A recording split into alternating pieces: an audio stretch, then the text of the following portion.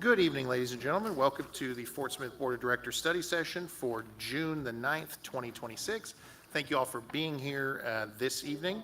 Our first item of business is a presentation of the 2025 Police Department Annual Report, and coming up to the twinkling of the piano keys, our Police Chief, Danny Baker. It's not the kind of walk-up music I imagined. And if you want to wait, Chief, we'll get it. What would be the walk-up song, Chief? Eye of the Tiger, There you go. Bad Boys. There you go. Well, good evening, Vice Mayor, members of the board, city administration, and citizens of Fort Smith. It's my honor to present you with the Fort Smith Police Department's annual report for 2025, a copy of which has been printed and placed before you. There was also a copy included in your agenda packets. Tonight marks the 8th annual report that I've delivered as the Chief of Police for this great department and city.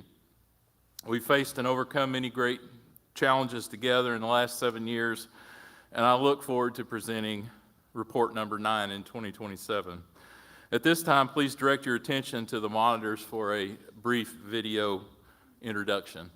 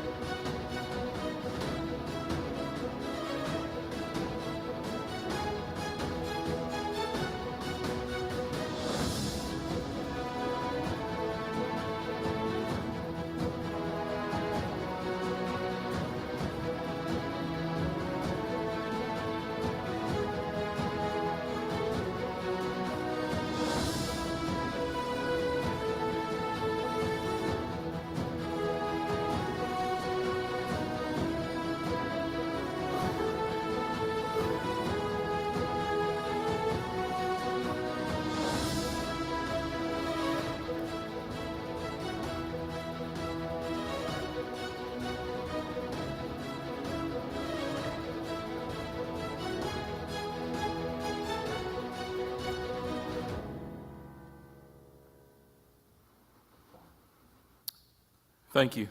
Unfortunately, or fortunately, I'm sure everyone recognized the last officer that was shown there, and we're very thankful for him still being with us today.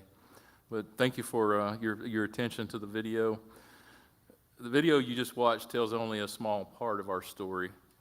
Video highlights the people behind the badge, the calls for service, the partnerships, the community events, and the daily interactions that often go unseen. The complete report in front of you tells the rest of the story. It provides the measurable outcomes behind those moments and demonstrates how the Fort Smith Police Department continues to serve our community through a balanced approach that combines traditional law enforcement with meaningful community partnerships. Some of the highlights include overall Group A crime was down 11.8% from 2024, down 29.97% from the 5-year average, and down 32.88% from the 10-year average.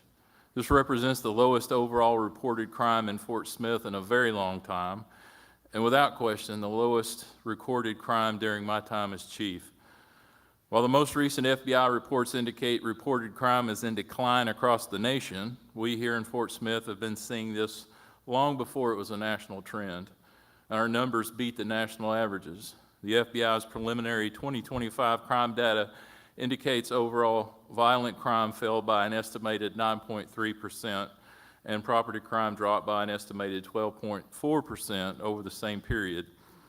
In Fort Smith, major crimes declined overall by 10.6% and property crimes by 13%. There were 7 homicides in 2025.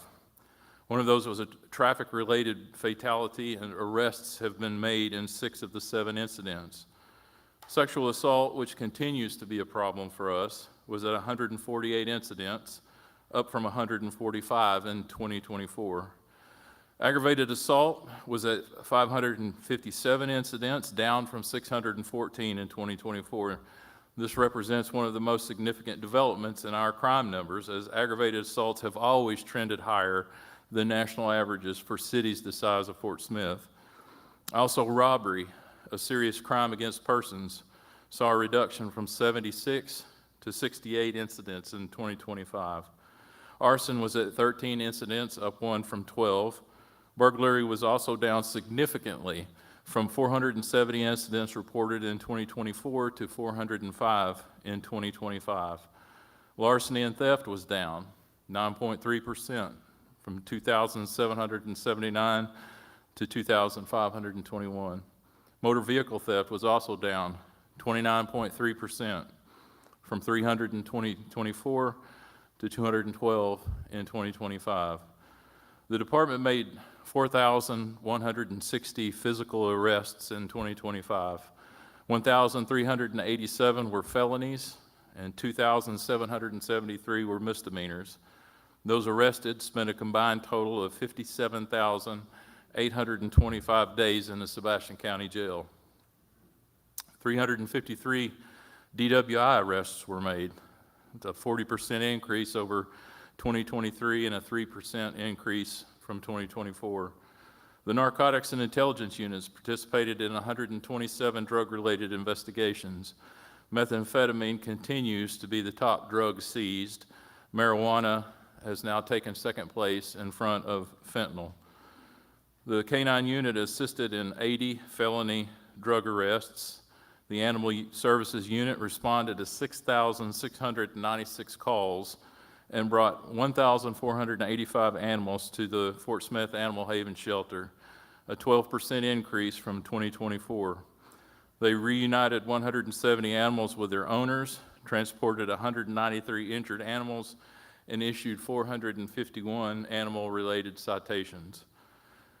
911 operators answered 180,434 calls, with 59,275 emergency 911 calls and 121,159 non-emergency calls. Police officers and animal services personnel responded to 96,053 calls for service. At this point, I want to spend a few minutes talking about a concept that I believe is critical to understanding public safety in Fort Smith.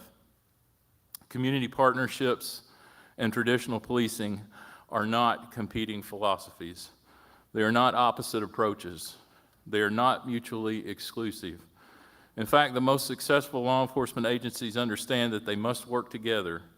Strong enforcement without community trust has limitations. Community engagement without accountability and enforcement also has limitations. The most effective public safety outcomes occur when these two concepts operate in concert. Throughout 2025, we saw that philosophy produce real results. Our patrol officers remain proactive, highly visible throughout the city, while also making more than 23,000 non-enforcement contacts with residents, business owners, and visitors. They attended more than 580 community events and conducted thousands of business and residential security checks. Those interactions build trust before a crisis occurs. At the same time, our officers continue to aggressively investigate crime, apprehend offenders, and protect victims. Our Criminal Investigation Division cleared more than 90% of assigned cases. Our narcotics and intelligence units continued their work with local, state, and federal partners to disrupt drug trafficking and violent criminal activity. Our detectives solved complex cases that resulted in lengthy prison sentences for dangerous offenders. Those outcomes are possible because relationships and enforcement work together. We also saw that partnership model succeed through specialized programs and internal accountability. The highly visible bicycle unit responded to 1,320 calls, primarily in and around the downtown district. The traffic unit responded to 271 collisions, made 4,509 traffic stops, and investigated 18 serious injury or fatality crashes. The Crisis Intervention Unit responded to 2,319 calls involving individuals in crisis and diverted 51 people from criminal charges. Working with partner organizations like the 5 West Crisis Stabilization Unit, they referred 72 people for mental health treatment. By partnering officers with peer support specialists, we were able to connect people with services, divert appropriate individuals from incarceration, and improve outcomes for both the individuals involved and our community. Likewise, Shield Our Youth work closely with schools, families, service providers, churches, community organizations to intervene with our youth before they become involved in serious criminal activity.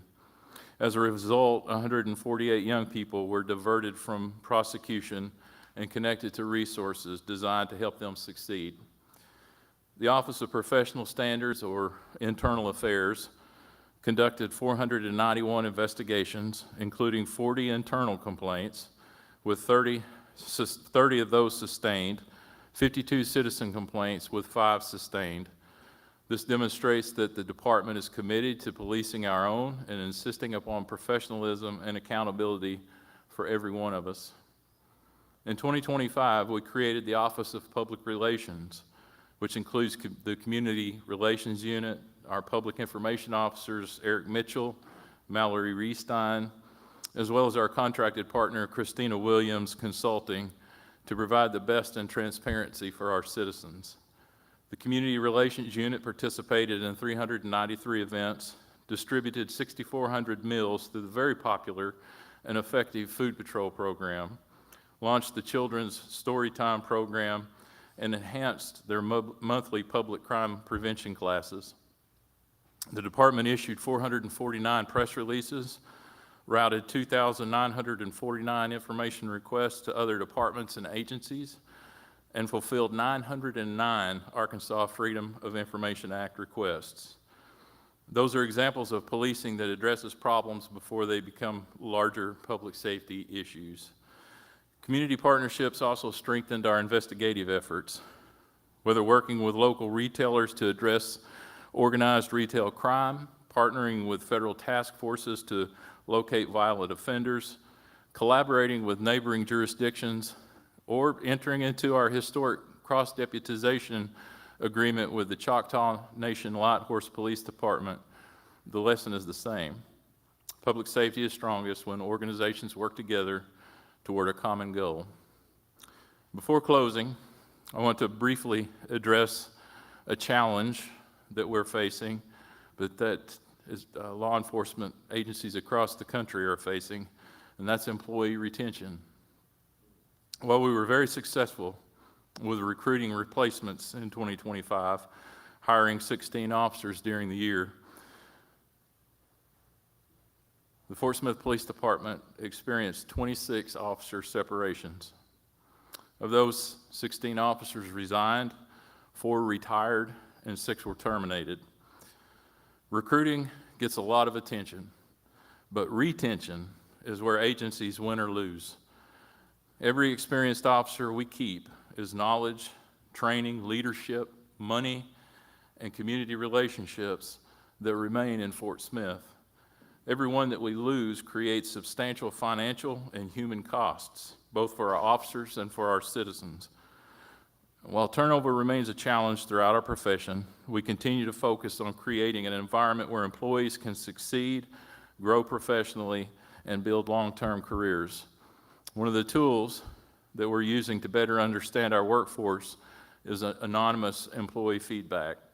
At the end of 2025, I directed our employee wellness officer to participate in a workplace satisfaction study conducted by our accreditation organization, CALIA. This anonymous and voluntary survey, which you have a copy of in front of you, was completed by 171 of our employees, roughly 91% of those employed at the police department at that time.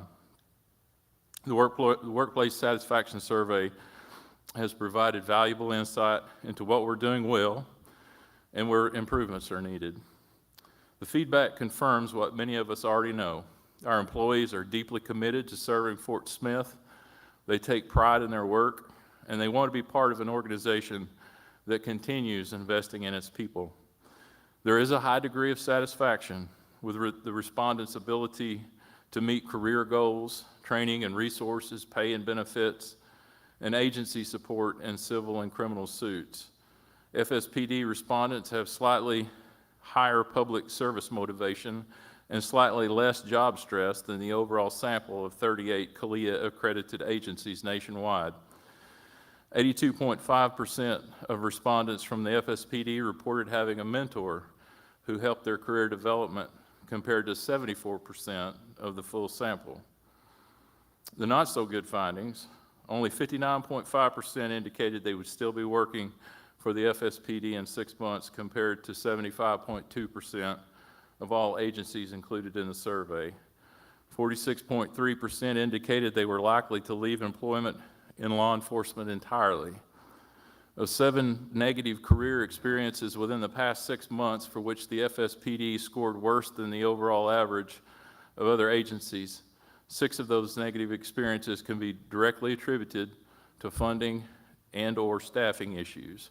Those included lack of sufficient training, lack of proper tools to do the job, the agency is technologically behind, missed an important family friend function, or worked sick due to low staffing.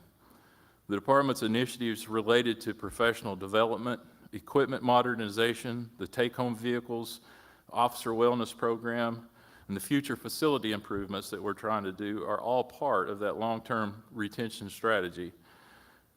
As we look forward to toward 2026, our focus remains clear. We will continue investing in our people. We will continue investing in technology and infrastructure, and we will continue strengthening community partnerships. And finally, we will continue providing proactive professional law enforcement services that keep Fort Smith safe. The accomplishments highlighted in this report belong to the men and women of the Fort Smith Police Department, our city leadership, and the many community partners who work alongside us every day. Would like to thank Eric Mitchell for the hard work that he put into compiling this information. It takes a lot to draw all of this data from all across the department and condense it into a presentable report.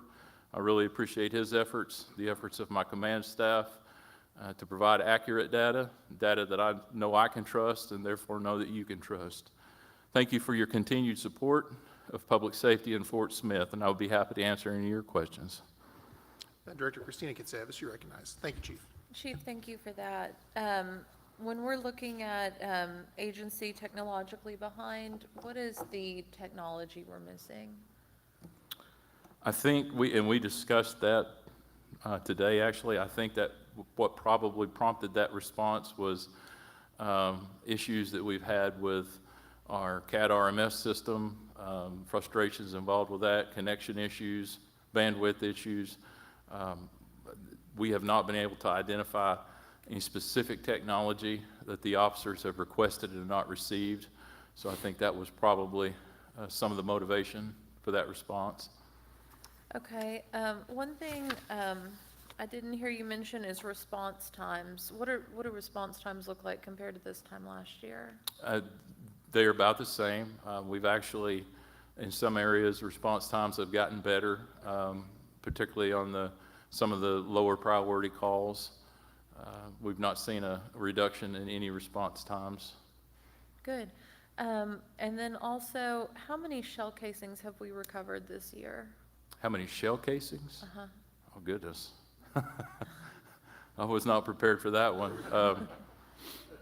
I don't know, but I will get that answer for you. Okay, thank Are you. you curious about those that we've submitted to the crime lab for fingerprinting and analysis? Or? I had read an article that was talking about how it's a good indicator of violent crime, the amount of shell casings that are recovered. Okay. And then you touched on drugs. Fentanyl's dropped to number 3. Do we know what the fentanyl deaths in Fort Smith look like this year? I don't know that we've had any this year. Okay. Overdoses have significantly declined, thankfully. Okay, thank you. Yes. Director Kemp, then Director Martin. Thank you, Vice Mayor. Thank you, Chief, for the presentation. I really appreciate the data, the work that went in to put this together. I really like the vision statement on the back that's written out there and highlights it. I can appreciate the fact that you're not just saying we're doing our job, but you're putting together information like this. I like the precedence that it sets, even as, one day when you retire, I hope there's a precedent set that there's an annual report that's put together, has this data. When you went over those facts, you talked about that sexual assault continues to be a problem and is on the uptick in comparison to other areas. Is there any ways that we can be confronting that with community policing that you're thinking about? Since it seems to be something that we're dealing with on the uptick? Yes, sir, and we've taken many proactive steps to try to get in front of this. I think part of the issue is the building of trust results in more people coming forward and reporting instances of assaults. So I mean, I'm going to take that as a win, but things like working with the Crisis Intervention Center and Crisis Center for Women, we have assigned detectives specifically to working those cases, working with those other partners. They've provided office space for us in their building so that we can conduct interviews away from the police department and in places that are more comfortable. We've done a number of public service announcements about the importance of reporting this and the importance of recognizing when you are a victim yourself and being willing to come forward with that. What about the DWI increases that we see? I mean, like drunk drivers, obviously, that they take people's lives in Sure, wrecks and yeah, accidents. it's very So, dangerous. Is there any ways that do we know is there a certain age category that seems to be doing that? Is there any sort of analyzation of that data? I'm going to say that I have not noticed any kind of trend regarding the age group of people that are arrested. It seems to be that, I mean, there's somewhat of a cultural component to this, I guess. I mean, people taking the chance to get behind the wheel of a car when they should be calling someone. The availability of alternative transportation, I would be hesitant to say that that's a factor in people choosing to drive intoxicated, because I have never had a problem getting an Uber ride in Fort Smith at any time of the day or night. No, to answer your question, I would guess that it's probably across the board, maybe on the younger side. But. Yeah, and then last one, I just wanted to kind of circle back on because it went fast. There's a lot of numbers there. But you talked about well over 1,400 and I didn't see the last two numbers, but over 1,400 animals picked up to the Animal Haven service there. But then you mentioned about citations that were cited. How many animal citations were given out in the last year? It was, let's say 400 and, And my question is, do you feel like, is that effective? Does that need to be reviewed by the board to look at, or, because it seemed, I couldn't get to catch the number, but that is a lot of animals.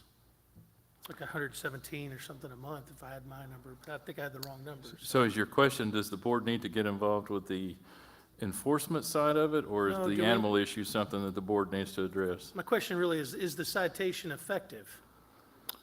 Um, Is there any work that needs to be done from a policy standpoint there? And how many, I didn't know how many you wrote.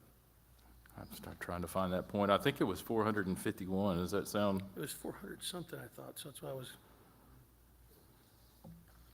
It's a lot to go back through here. I remember where it was at. the reason I say is sometimes, one of the things I've heard is that people are saying, well, we need to increase citations for when people are violating, the law on this with animal citations, but then you just said a big number. So I was like, okay, well, how many did we write? I think you might have found it. It was 451 animal-related citations. 1,485 animals taken to the animal shelter. So what would an example of what's a common, Running at large, okay, unfortunately, animal cruelty seems to be pretty common. And the prosecutor's office and the district courts, I mean, we kind of have to base our enforcement efforts off of what they can handle, the amount of cases that they can see. Now that we have a reduced number of animal wardens, that's also a factor. They can't be, I mean, they're spending all of their time answering calls and picking up animals instead of doing more proactive things like writing tickets and if they write a citation, they have to go to court, is that right? generally, unless the defendant makes a plea before court, but yes, it does require them to attend court and testify. I think we have, I mean, and I can only base this off of the feedback that we get from the community. I mean, at one time, the animal control issue was something that was very much at the surface and constantly at the surface. That doesn't seem to be the case at this time. I can only assume that people are satisfied with the results that they're seeing. I think that the shelter maybe has gotten a little bit more efficient at getting animals in and out and either relocated with owners or transported elsewhere. So hopefully we've got the right balance right now. But as I've said many times, we need more animal wardens. We need more people doing the things that need to be done. Thank you, Chief. Any other comments or questions for the chief? Director Settle? and No, Director go George ahead. Gonzalez? Go on, go on. George, No, you're go ahead. recognized. Let somebody pick it. Let's go. George, go ahead. I thought Neil was next. Oh, he's not going. Chief, Yes, sir. good presentation. Thank you. Per FBI data, a town our size should have how many officers? I believe it's 190, 190 192, sworn officers, based on population. and we have, Currently, yes, sir? we're authorized 160, and we currently have 154. And We that will was- have, That was due to budget cuts? well, the budget cuts reduced vacant positions at the time. We've had, You couldn't refill them? You couldn't hire? no, correct. I mean, at the time, the positions were Yeah, I cut. think weren't we able to- need to, the board needs to discuss this, and to get their manpower back. I mean, it's a plus for the city, plus for the citizens. Chief, one more question. Do you know how many calls went to to the parks, like Creekmore? Do you know how many calls go to the Caroline Cross? I Is the deal don't. track I that? didn't bring that with me, but I actually had that data pulled Did you? a few weeks ago for another incident, so I could get that to you. But is patrolling the quickly. parks a common occurrence with the police? I mean, we get a fair amount of calls, usually vandalism or. Well, I mean, you got so people many doing things children, in you got park. so many children and parents there, and you know, It's expected. I mean, we expect where people congregate, we're going to have probably more do we calls on areas. should we look into a Parks Police Department? That was actually a strategic plan that was being Yeah. worked on. I think that's something we need to look at. I can't do it with the current staffing level. Well, I understand that. And I'd like to get y'all out of the animal control business and turn that over to private entity. I don't think y'all need to be messing with that. Not going to argue with that. Yeah, because it's costing, what, 300 for the wardens, 4 or 5 wardens is, The total animal control cost? yeah. Was it 300 something thousand? I mean, including the contract with the shelter, it's probably 2 million, a little shy of 2 million with personnel That costs. way, that includes supporting the shelter and the PD? Yes, yes. $2 million? Yeah, 1.5 to 2 million. I think that's accurate. It's about 1.7 or 1.8 for the 2026 adopted budget, with about 1.1 million going to the shelter and the rest to personnel. Yeah, I'd like to see y'all, let's just privatize this somehow. There's people out there willing to do this that would really, I think they could raise the money and get, help you all out and take care of our animals. Make sure they got their, because they can't pick up an animal if they don't have room at the shelter. They leave them. We deal with that every day. I know. I'm sorry we can't take it. There's no room. And, So- and I don't think that's necessarily shelter's fault. I mean, we have this issue of irresponsible pet ownership. Yeah, I understand People that. not doing the right thing. And I hope, again, that we're getting better with that. I hope that the reduced outcry from the public is maybe an indication that things are kind of starting to click. Yeah. And Okay. One last question. How many on the robbery, burglary, assaults? How many of those people are repeat offenders? Do you all track that? I'm going to say we track it, but we know it when they are. Like what percentage? I would say it's significant. Significant. Yes. So the courts aren't actually putting those people away, are they? Or putting them away for a short amount of time. Well, yeah, but I'm saying that's not a deterrent. I mean, that's like a temporary vacation for some of these people. So, Recidivism is a problem. It's long been a problem. A very small segment of the population creates the most amount of Right. problems for us. yeah. Well, if our Arkansas legislature and governor would have some guts and pass some laws that has some teeth in it, we could stop a lot of this. But who knows what'll happen. Thank you, Danny. Yes, sir. Thank you. Director Settle? Thank you, Vice Mayor. Chief, excellent presentation. Thank you. Your team's doing fabulous work. When I go back to 2019 and look at page 11 with the crime A data, that's the year of the flood, and then COVID hit after that, and you compare 2019 to 2025, we go down 2,606 crime A incidents. Fabulous work by you and your team. I mean, that is a massive drop in the course of 6 years. A lot of hard work for us, some very professional and dedicated people, and a good community that works with us. Thank you very much. Thanks for all your work. Yes, sir. Thank you. Director Kemp? Thank you, Vice Mayor. Question, I guess, for you, Chief Baker, and Director George Katsavis. I know he's getting a refill over here real quick. What would the privatization of animal care look like? I mean, is there a way for someone to make dollars and take that burden from us? I mean, what does that look like? I can see where the animal control function could be handled by a private organization. We've taken a look at Rogers a number of times for their animal welfare and animal services program. I think Rogers is kind of a hybrid. They have non-police employees of the city who do the animal control function. The only place that I would see that there might be a hiccup is with the enforcement aspect of it. There would probably be a need for maybe changing our ordinances to where they're a civil penalty rather than a criminal offense, because, I mean, as they are a criminal offense, and so you have to have, somebody that works for the police department to issue that citation. The other alternative would be when, if, say, a civilian, citizen, non-police animal control officer identified somebody who was in violation and wanted the citation issued, they could call a police officer to write the ticket. And I mean, that's the way it was handled here for a long, long time.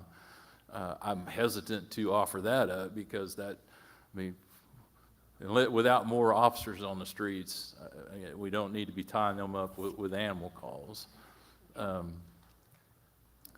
But I mean, I think it could be done. I've talked to Jeff about it a number of times. I talked to Carl about it before he left. You know, if the police department is where it needs to be, then we'll continue to do the very best job we can. But I agree that it's not necessarily best suited to be in the police department. Perhaps another city department, perhaps its own department, Sanitation? or a private entity. So is it still a city-funded program? Yes. I mean, because otherwise, I'm trying to figure out where the ROI is. I mean, obviously, picking up an animal that has been mistreated and then taking it is probably not going to yield you much money unless you sold that animal or, transported it to another home. I don't understand how or is it just sponsored by the budget itself and there's not a need for an ROI? Jeff, do you want to speak to Yeah, that? if I might say, I mean, privatization of any function, animal control, is the one we're talking about now, does carry a cost. I mean, there would be a trade-off and a little bit of loss of control of how we managed and directed those resources. But, I mean, privatization doesn't mean that it's a free service. I mean, we still would have to pay for it. And so it's not necessarily a cost savings. So, last comment I'll make on this then, because it sounds like this should go to a study session, in my opinion, George. But is it the idea that the police officer's pay schedule is a higher value than what a privatized animal unit would be? Well, Is there savings in that regard? perhaps, although we're talking about animal control officers, which isn't the same as a police officer pay scale, it's a little bit different. So I think it's probably comparable to what a private entity would need to pay for similar employees to do the similar work. I mean, anybody can make a proposal and how the cost structure would work, but I just wanted to point out that there still would be a cost. Okay, thank you. Any other comments or questions for the chief? Director Good. Thank you, Vice Mayor. Chief, everyone's already thanked you, and yes, another great job on your report. Thanks, Eric, for putting it all together. I like to, you use a statement, relationships matter. And I want to use that and question, because I didn't really see if there's a difference in the number of arrests made. I see that everything has gone down, from arson, robbery, all of this in I guess it's Group A, property theft. What I want to ask is there a difference in numbers between adults and youth crimes in the city? I think we've seen a decline in the number of young people involved in crimes. The serious things, unfortunately, and one of them was showcased in the video, we had a small group of people that were committing some pretty serious crimes. We identified them, we got them off the streets, and we don't have problems anymore.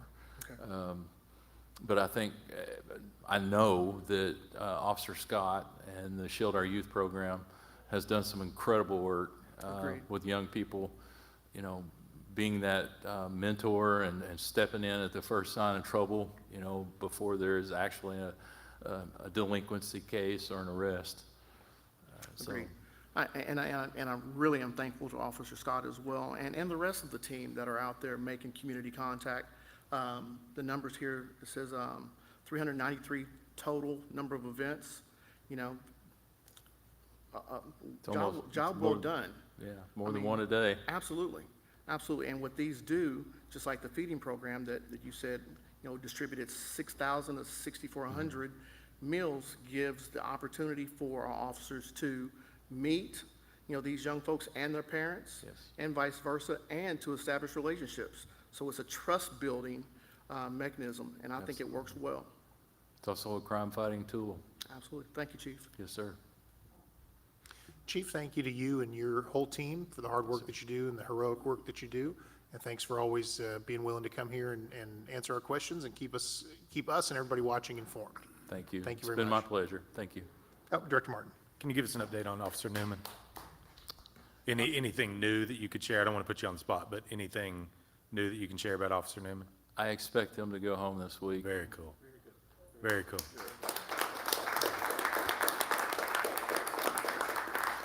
And it is not a small miracle that is the case. Yep, It is not a small miracle. that's awesome. Absolutely. Thank you. Yes, sir. Thank you, Chief. Next up, we have a presentation from another group of heroes at the Fort Smith Fire Department for their annual report. Chief, thank you for being here tonight.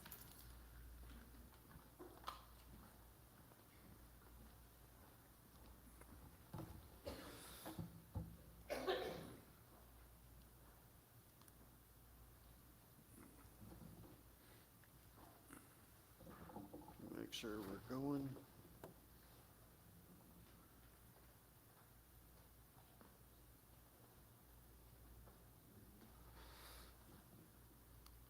All right. Good evening, Acting Administrator Dingman, Vice Mayor Rego, Board of Directors, and citizens of Fort Smith. I'm proud to be here tonight on behalf of the 147 men and women of the Fort Smith Fire Department and presenting our review of 2025.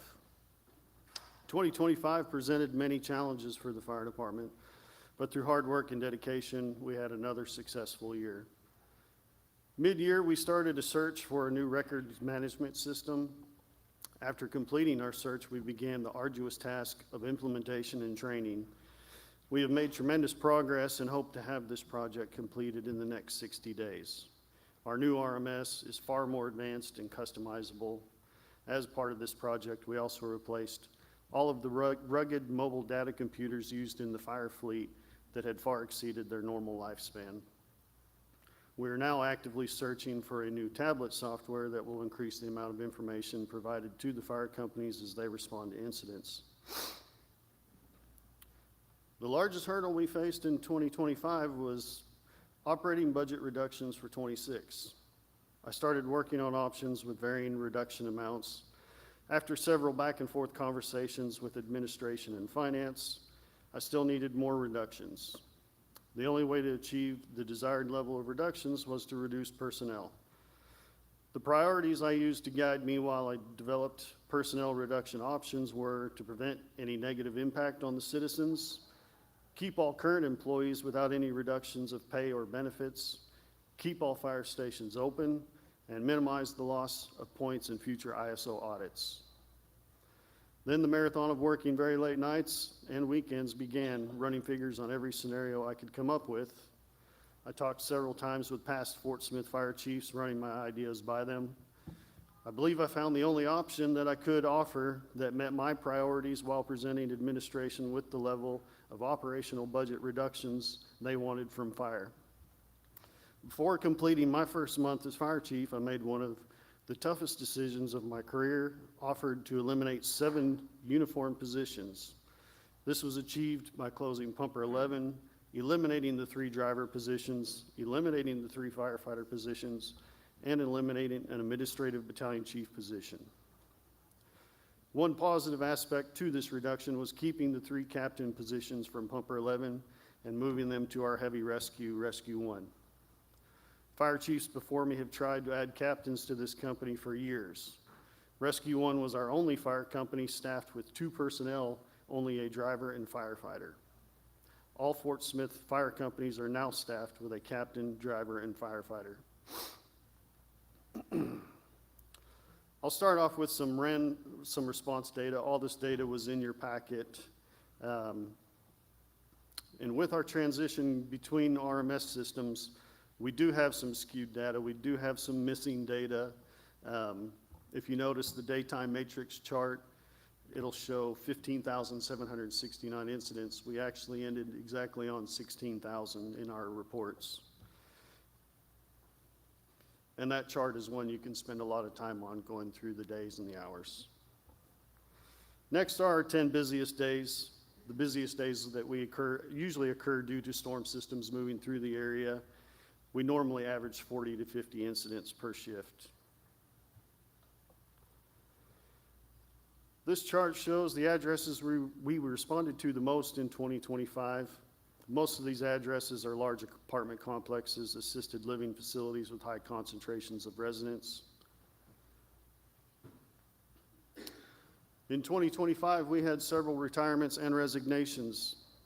These personnel had a combined 139 years of experience. Colton Cox in fleet maintenance resigned after 9 years of service. Firefighter Matthew Helms resigned after 6 years to join the Fayetteville Fire Department. Driver Ben Phillips retired after 29 years of service. Captain Marcus Floyd resigned after 12 years of service. Captain Roy Smith retired after 24 years of service. Battalion Chief Skip Matthews retired after 33 years of service. And Fire Chief Boyd Waters retired after 26 years of service. Retirements and resignations create the opportunity for promotions. We come together to acknowledge the hard work and dedication of the newly promoted each year. Our promotional ceremonies are an event for the family and friends to participate and be recognized. Personnel honor family and friends by having them pin their new rank on their uniform during the ceremony. The personnel that promoted in 25 are Andrew Cottle to driver, Joe Cobb Sims to driver, Avery Short to driver, Joseph Baker to driver, Chase Stepp to captain, Matthew Taylor to captain, and Ben Knoll to battalion chief, Corey Vaughn to the assistant chief of administration, and in this I'm also including Ethan Millard, who was promoted to assistant chief of operations, even though he technically promoted in January of 26.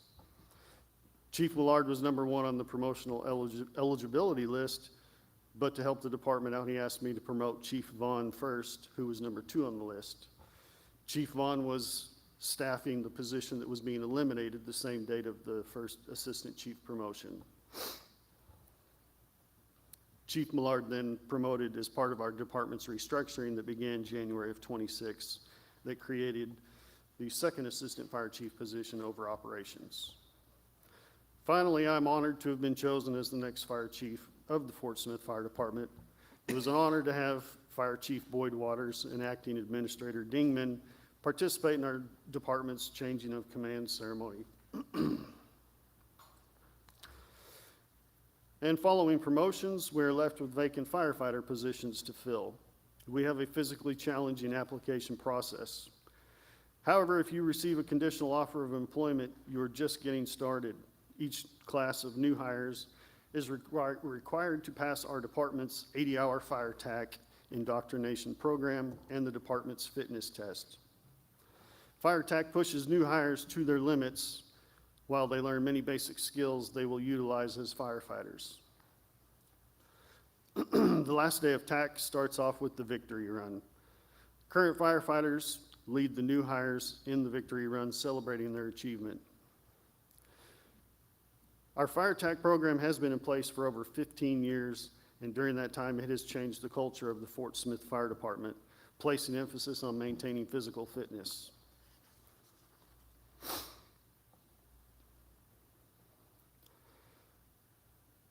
Those with the mental toughness to pass fire TAC have earned the privilege of wearing the Fort Smith Fire Department badge. New firefighters participate in a pinning ceremony where they are sworn in. They have their new firefighter badge pinned on them by a proud family member. Following their swearing in, new firefighters will do 3 shifts of on-duty job shadowing before they leave for the Arkansas Fire Training Academy, where they will train for 13 weeks. Members of our 25 Proby class were Trey Knight, Mason Barshears, Caleb Hamby, Luke Vocal, Scott Christian, Ezekiel Sharp, Luke Ward, Ryan Sides, Cale Barshears, Tanner Myers, Justin Kreider, Riley Hadaway, Josiah Davis, John Shaver, and Brandon Shelton. Not many firefighters seek recognition for the demanding job they do in extremely hazardous conditions. However, we recognize our personnel when they go above and beyond the call of duty. Firefighter of the Year, driver Andrew Cottle. Driver Cottle serves on Ladder 3, A shift. He's a technical rescue instructor, a member of the Honor Guard, and Swiftwater team. His brother Nathan Cottle is a driver on Pumper 1, and their grandfather is the late Captain Warren Cottle, retired from the Fort Smith Fire Department. Company Officer of the Year was Captain Josh Edwards. Captain Edwards serves on Ladder 3 on C shift. He is a member of the Honor Guard, Swiftwater team, and WMD team. He provides medical training for our department, area paramedics, and other city non-uniform employees. He is the son of retired Battalion Chief David Edwards. Fire Chief's coin for excellence for making the grab. On June 9th of '25, driver Avery Short and firefighter Jarrett Sharp were off duty at Tyler Bend canoe launch, where they saw a canoe flip over in the Buffalo River. 2 juvenile girls were in the water and in trouble. The river was currently at flood stage. Without hesitation, they went in fast-moving water in dangerous conditions. They swam to the girls, brought them safely back to shore, reuniting them with their father. Their actions saved lives. They relied on their training, stayed calm under pressure, and did what they'd been taught to do. That is one interesting thing about firemen. They're always firemen, whether on or off duty. The Meritorious Service Award was awarded to Assistant Chief Corey Vaughn, who served as program director for the implementation of the department's new records management system and computer-aided dispatch system. He led this complex department-wide transition and trained every member of the department during shifts, after hours, on weekends, and even on holidays. He also serves as a liaison with the River Valley Communications Center and the Fort Smith Police Department, ensuring coordination and continuity throughout the process.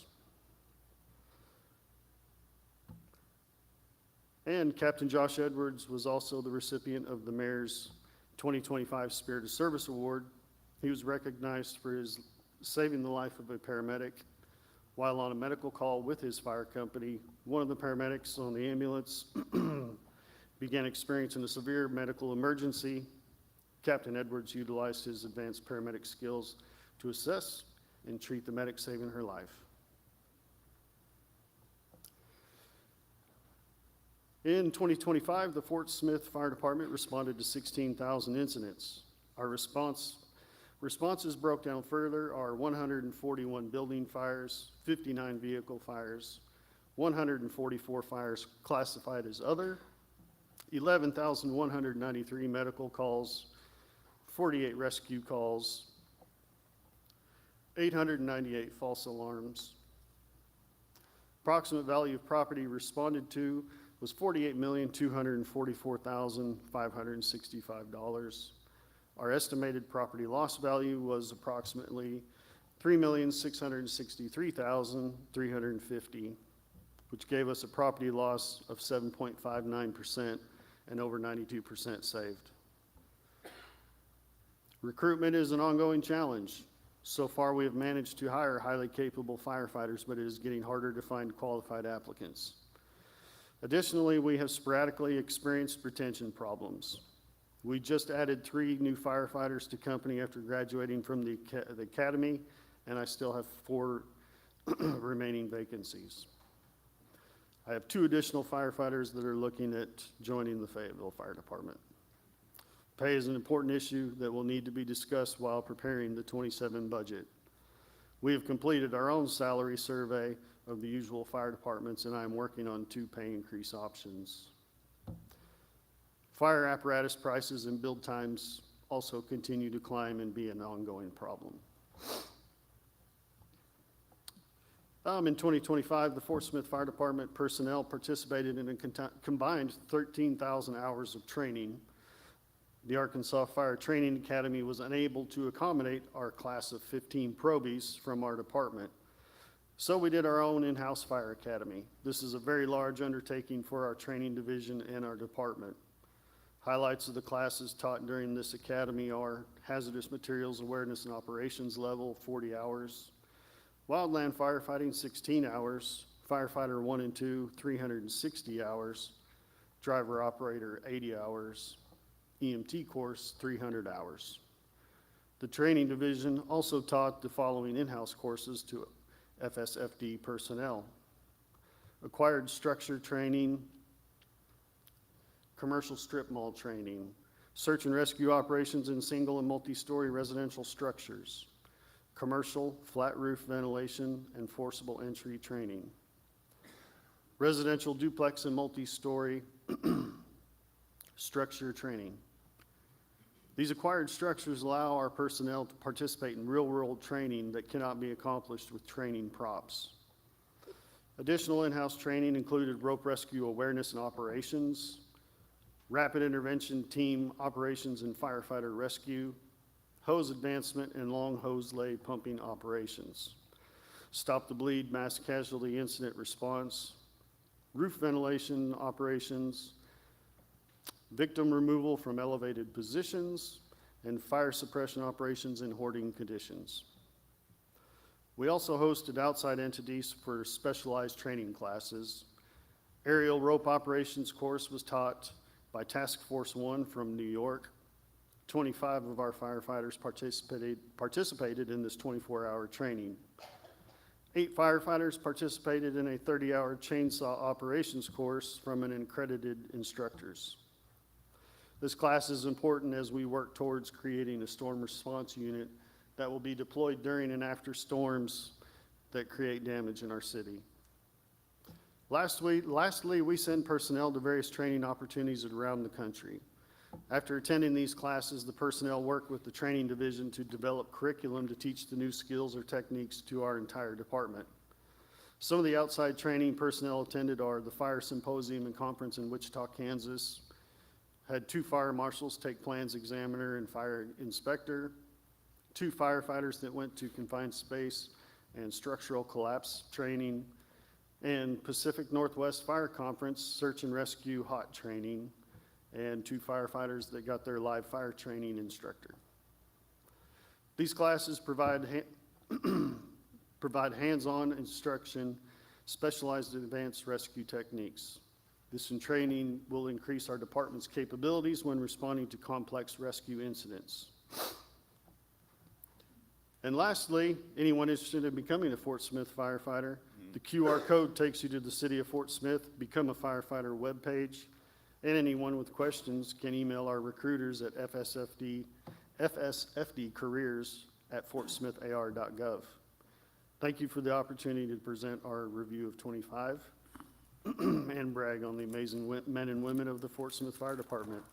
I will now stand for questions. Director Martin. Thank you, Chief. You know, you talked about pay.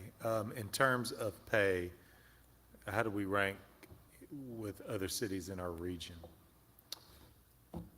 It has been a little while since I finished compiling all the data. I had a couple of Little Rock and some other larger cities that I had to deal with the HR departments instead of the fire chief or assistant chief to get that data, but we are, North Little Rock is a common one that we're compared to because we're 11 stations, similar number of personnel. They now have more personnel than us.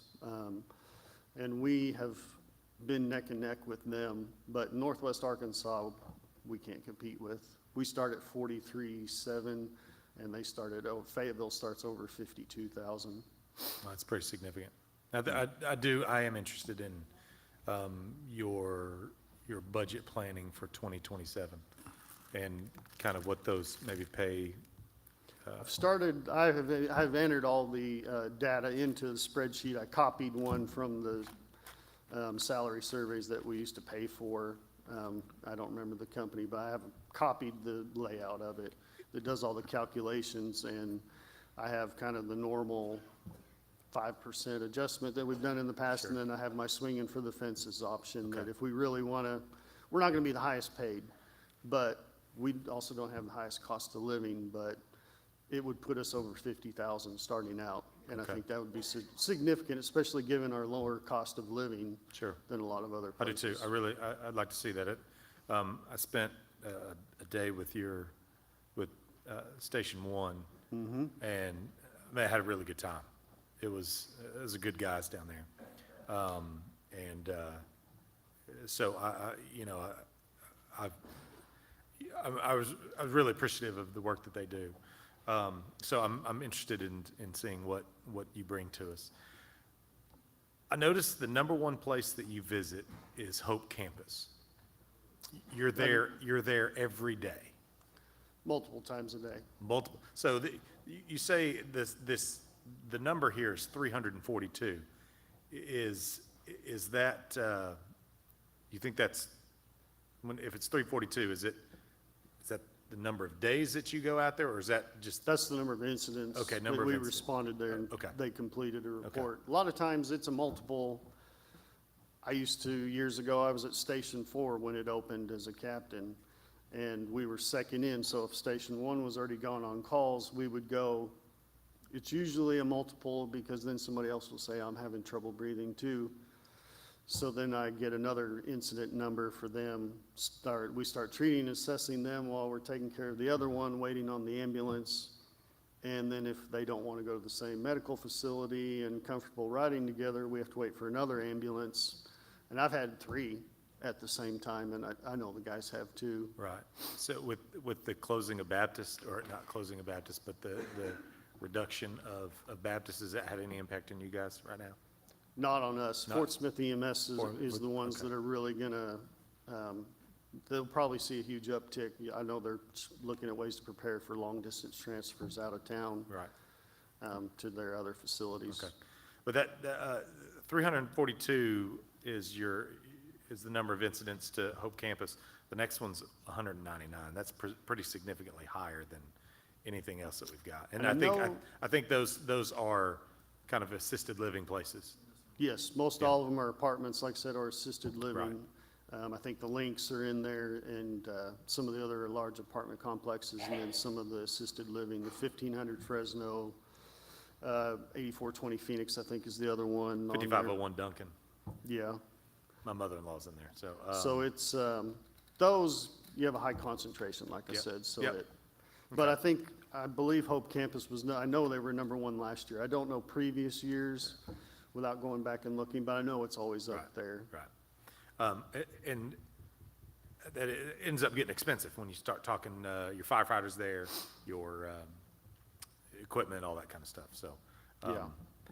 The last thing I'll ask is, as we're talking about numbers, how many firefighters, or how many firefighters do you have right now? You said 149, is that what it was? 147, 4 of those are non-uniform. 147, So we have 143 uniformed firefighters. okay. We were 150. We were 150, so Chief Baker talked about, or George Katsavis asked Chief Baker about FBI numbers, and I know I've had that conversation with the chief. It is, and there's different numbers associated with different accredited bodies, things like that. So, based on our population, is there a number of firefighters that we need to have? I'm not aware of that calculation. Usually you will see the number of fire marshals per capita for fire prevention and doing inspections, because every city, we're unique. That's, a lot of people are surprised. They think we're a really small city, but we have a lot of fire stations, but we support the whole region. Right.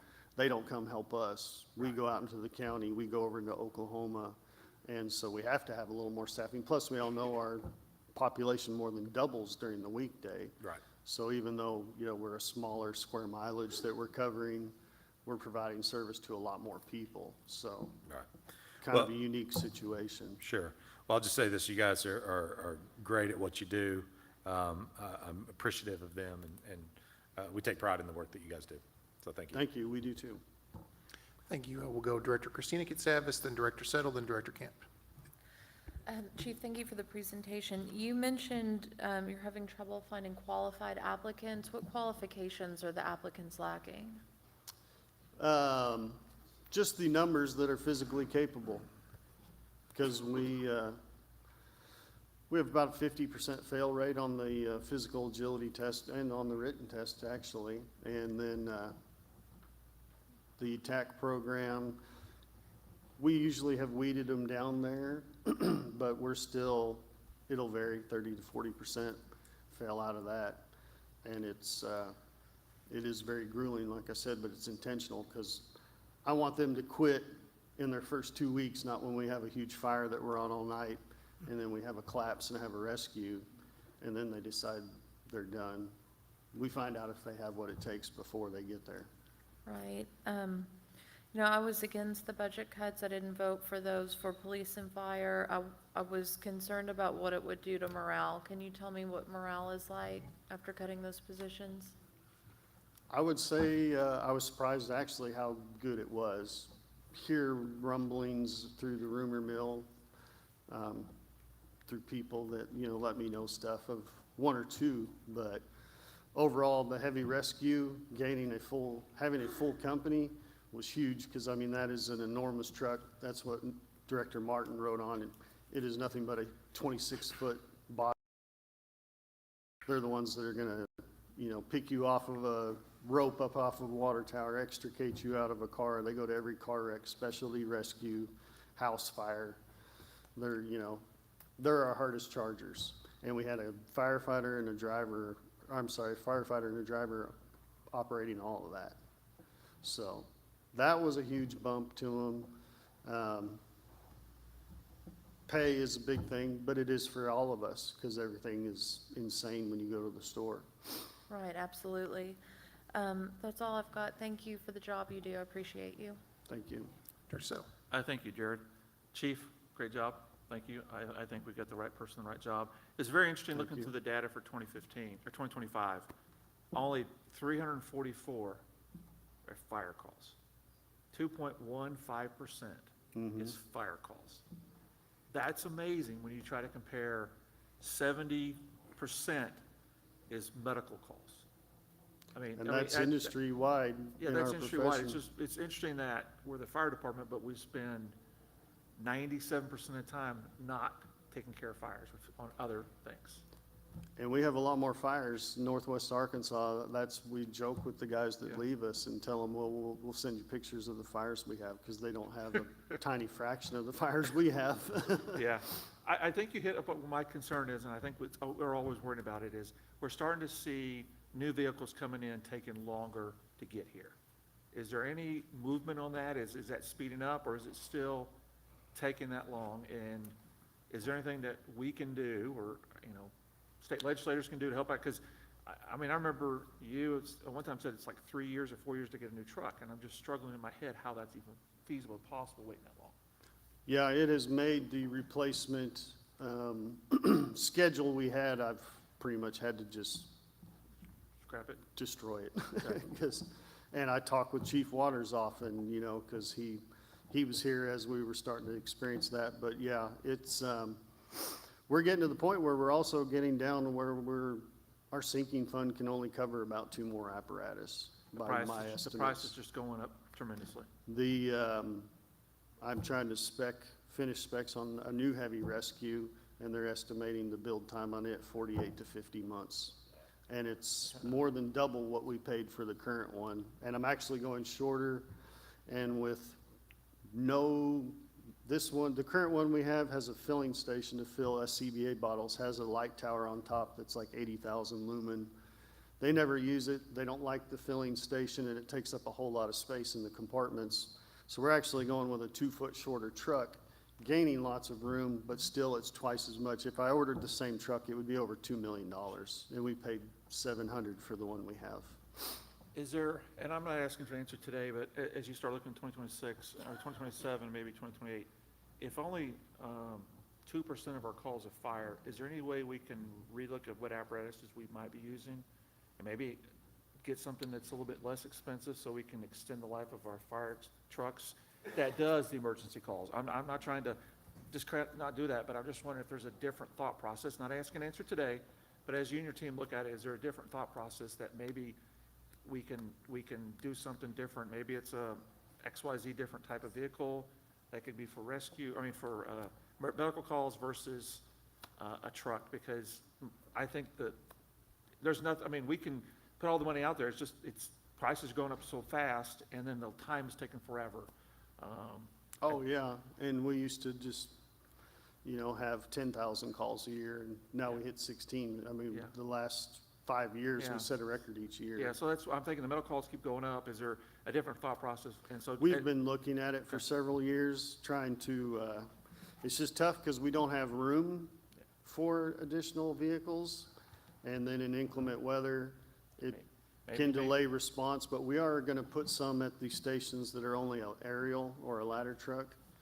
And that's something I'll be bringing to the board here soon, a new building to build at, I need more storage at our maintenance facility, as we move vehicles out, to put one of our previous Tahoes there so that they can use that for medical. But you have to kind of roll the dice too, because then it delays them responding to a fire when they come in, if they have to go back and get it. But it's kind of, we have to at this point. It's kind of how I explain it to them. They hate that part. That one doesn't help morale, but they understand also, we're expecting, a ladder truck to last us 15 years. And our one that we got in '24, I think it already has 20,000 miles on it. Okay. And that's a lot of miles on a 75,000-pound It truck. is. Thank you very much, Chief, thank you. Thanks, Jerry. Director Camp? Thank you, Vice Mayor. Thank you, Chief Clark, for a great presentation, and just seeing the retirees, seeing the awards, it shows that we have a hardworking team, and I really appreciate that, you and coming in here and celebrating your department's victories there. Do we currently, with that 50% fail rate, and I know that it is pretty hard, because I did know someone that tried to get into the fire department program, and he was hoping, but he didn't. He was just outside of the cut window of what y'all needed to bring in at the time, and he talked about how intense it is, which I think is a good thing, that you guys have a high bar. Have we thought about high school recruitment programs in Fort Smith and trying to retain some of our maybe high school graduates that are planning not for formal education? Do we get a chance to get into our schools? We go to high schools all over the region. In Okay. Oklahoma, some of the guys that, especially guys that their kids just got into high school or graduated high school, so they, Muldrow, Roland, smaller cities where they know the administration, but yes, we go to all over, So do we get Because in if- the south side, north side? Do we get to, okay, good. out at Peak and all of them, and then every job fair that we're made aware of or find out about, we go to, and because it's a great career for somebody if you don't want to go to college, and I even tell them, we'll help pay for your college if Yeah, you want to get no, on, but. I 100% agree. I know an Army recruiter called me about my son the other day, and I thought, what in the world? Like, he had their number, and don't even know how he got my number, but then I was like, well, let me talk. So I just got me thinking about recruiting. Two is, on North Little Rock, their count. Do we have any idea of how many firefighters they have?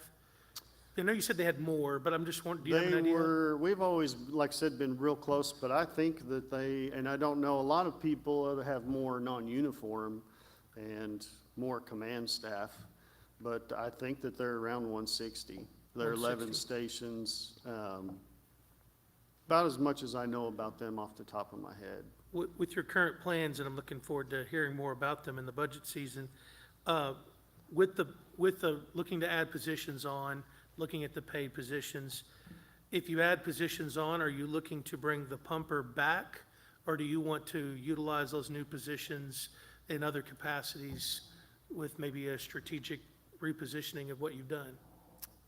Well, we're limited by our locations and the size of everything, so I mean, bringing back the pumper would be pretty much the only option, but I have since reassigned that truck to another spot, and that's kind of what, I can't remember who I was presenting to, might have been Civil Service Commission that was talking about,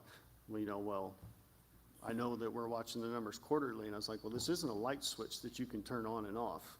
We didn't freeze positions like I've heard mentioned, or, didn't fill vacant positions. Our staffing's the same every day. I was paying overtime for those positions that are vacant, just like I do the vacant ones now. We don't run short on any day of the year. But I would have to find a pumper now, to replace that one. I have a plan in the back of my head that I've gone over with the command staff on refurbishing maybe one of the newer you know, in the reserve fleet, but yeah, it's a process, and then I would like it to be, you know, 9 personnel added, even though I kept 3, you know, out of the 9 that came from Pumper 11. I don't want to cut back the rescue back to a two-man company, but we ran the numbers on Station 11 again. I believe they're still under 3% of all our call volume Okay. at the station. So do the new positions that you looked at, would those be firefighters, or are those going to be It other would be roles? all 3, because you have the firefighter, driver, and captain, and then times 3 for the 3 shifts. So Okay. 3 of each. Yeah, and then, And I miss when I have stuff like this, I really miss the administrative battalion chief, because it has added to my workload a bunch. sure, I'm sure it has. Thank you for what you're doing. The safety equipment, do we have any need currently for safety equipment? And if so, is that on our purview to approve this year? We are doing very good. We're gonna have to start looking at our extrication equipment, replacing it. I kept it in previous budgets and took it out of this year's, because that was a $170,000, but that's like Administrator Dingman and I kind of talked about. I said, we test them annually, and if they fail, we can't use them. So I said, then I will have to go to the board for at least, you know, a replacement set of that one. And we had 3 sets in the budget, but that is one that's coming up that we'll have to do. But we don't skimp on equipment for our guys. They have the best trucks, the best bunker gear, and it is expensive. They're wearing $10,000 before they put, you know, almost before they put on the air pack. That's another 10, 12,000. Well, I think we definitely need to continue to prioritize that. So if there is something that comes up, you know, obviously, as you promised, I would bring it before us. I mean, we have a general fund reserve for such a thing, and we should be prioritizing your safety equipment for sure. And I also look forward to hearing what you propose in your couple scenarios with the pay, especially the starting pay. I do agree with you that 43.7 is a low starting pay for recruitment. We have used the same scale since Chief Christensen was in here, and it has always been the same gaps in between the ranks and stuff, and I kind of shredded that and just started over at 50. It was 50,000 and change. It was $16.50 an hour, the starting hourly rate. Put it into my spreadsheet that calculates everything, and then it carries on the ranks. And then I also added a larger gap between the ranks, because some of our guys, I mean, it's like a family. Some of them are just so happy they don't test for promotion. So I'm trying to motivate them by increasing the pay gap between the ranks as well, because I have a captain vacancy now, and we've exhausted our promotional list. I like that. That's great thinking. Thank you for your leadership. And real quick, that 50,000 is not on 2,080 hours a year. That is on 2912. Right. So normal FTE is 2,080 hours. Your FTE is 2912 is what that's what they told me a lot of your questions. That includes holiday pay. Everybody in the fire department gets all 13 holidays. We just divide it up amongst 26 pay periods. That is their FLSA overtime that they get. If they don't work an extra shift, that sheet shows pretty close to what they make for the year. And most work 2 jobs. Yes. Thank you. Director George Katsanis. Chief, question. Let's talk about money a minute. We have the lowest insurance rating possible, correct? ISO rating? Yes. Which is a 1, which makes our insurance rates cheap, correct? Mm-hmm. Okay. Will these cutbacks affect that rating? I can't guarantee that they will or won't, especially now they have totally restructured the ISO auditing But process. they're gonna look at manpower, correct? And response time? It's a whole lot. The dispatch center is a piece of the pie. Our water system is a huge piece of the pie.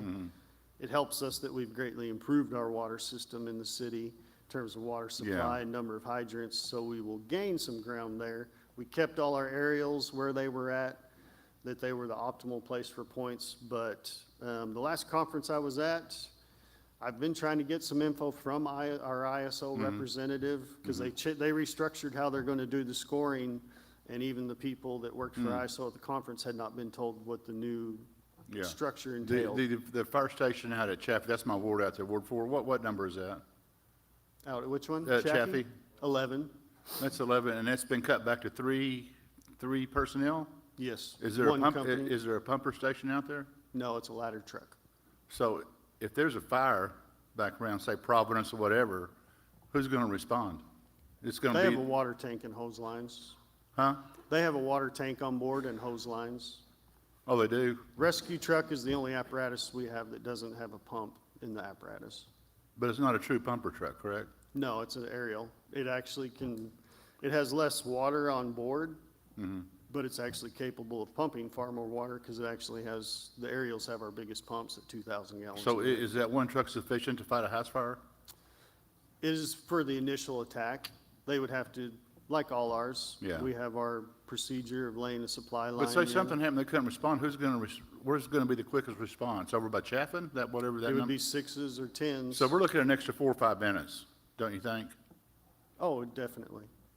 Which that could be the case with all of our stations that are single fire company stations and on, borders of the city. Our central, north side stations, it's a dead heat.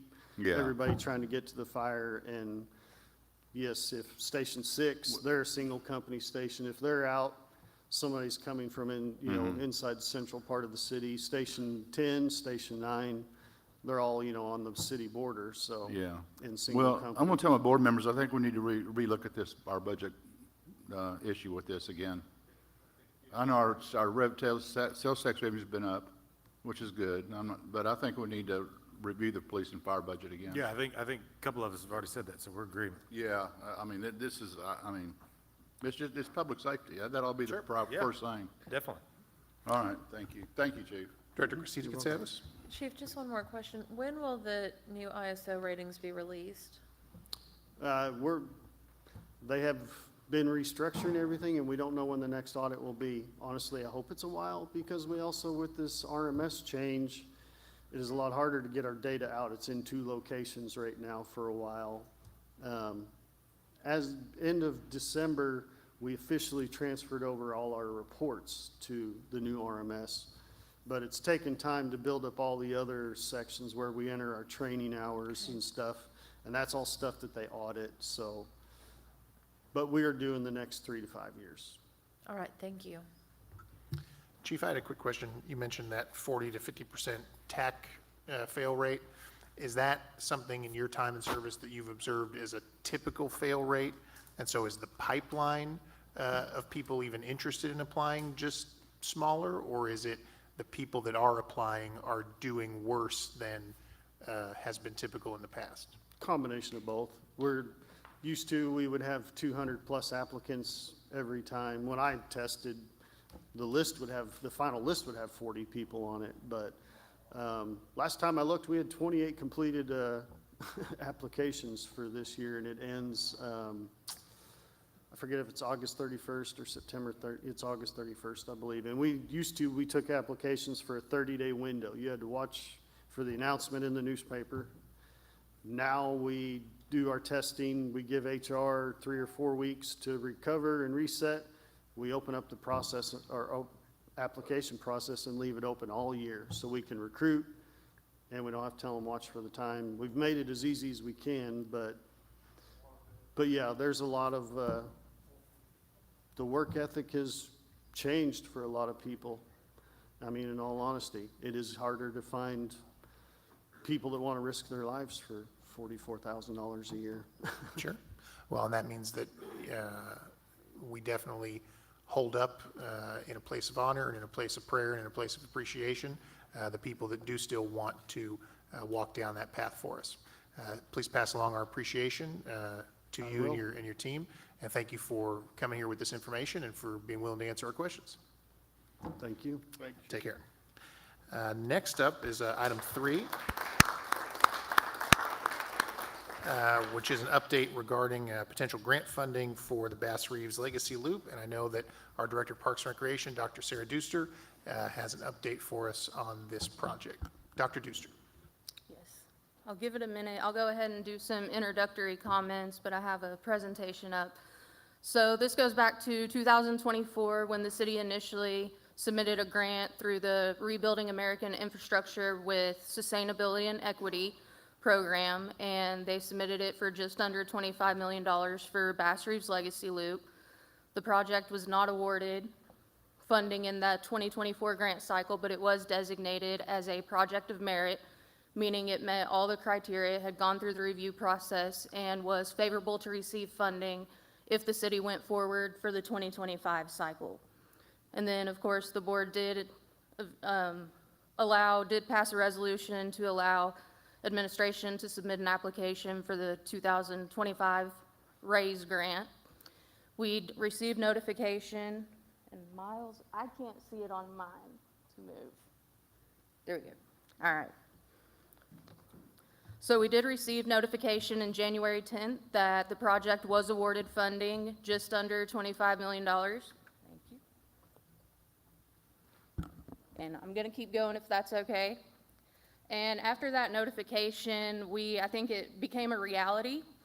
And some of us met in the initial preparation of the application. No one from engineering, parks, planning, or streets, now public works, were involved in that application process. So it became, we've been awarded this grant, but is the project feasible?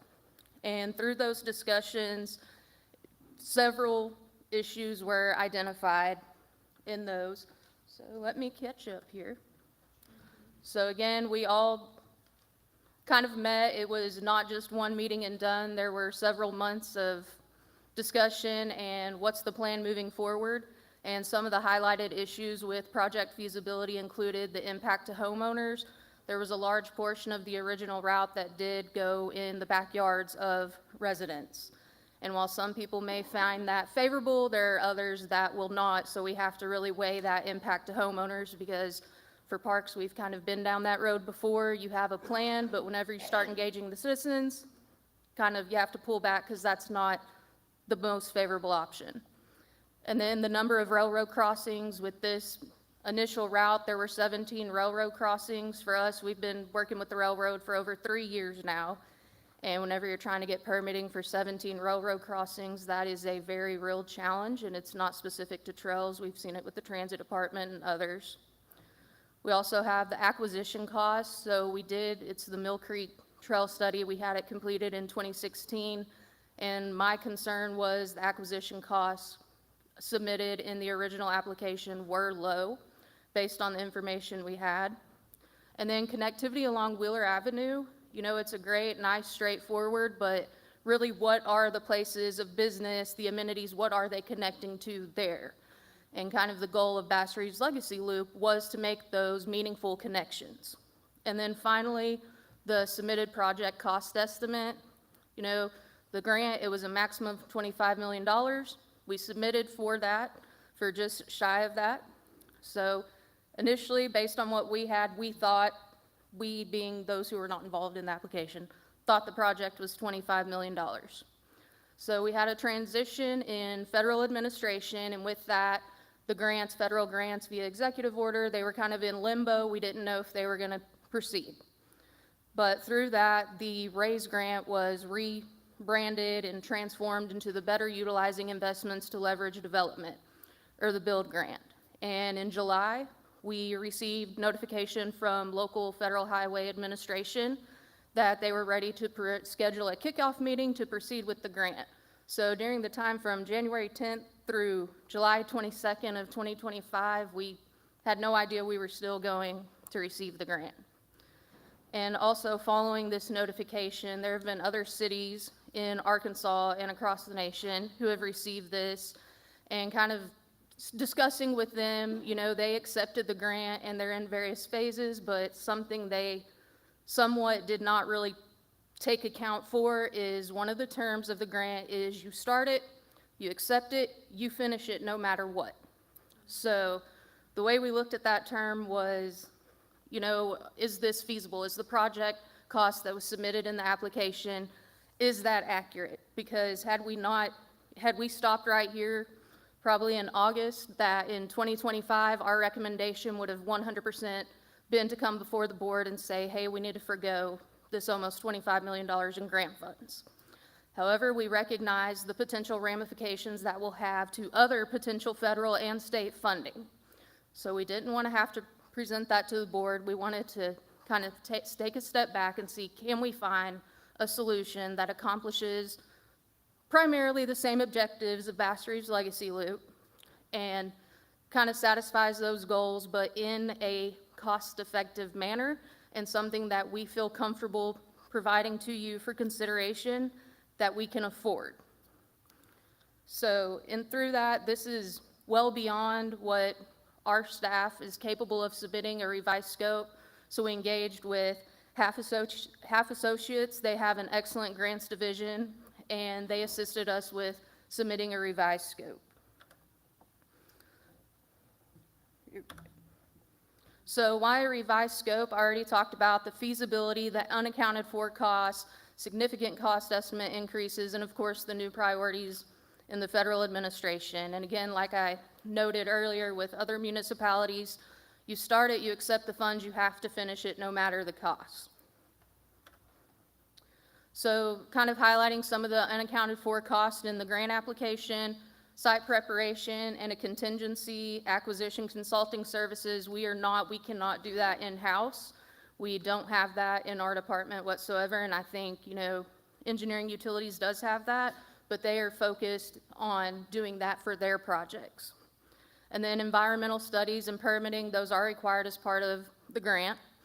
And of course, grant administration, it's not that we aren't capable of performing the task, it's we simply do not have time. And the last thing I want to do is us accept these awards and forget to cross a T or dot an I.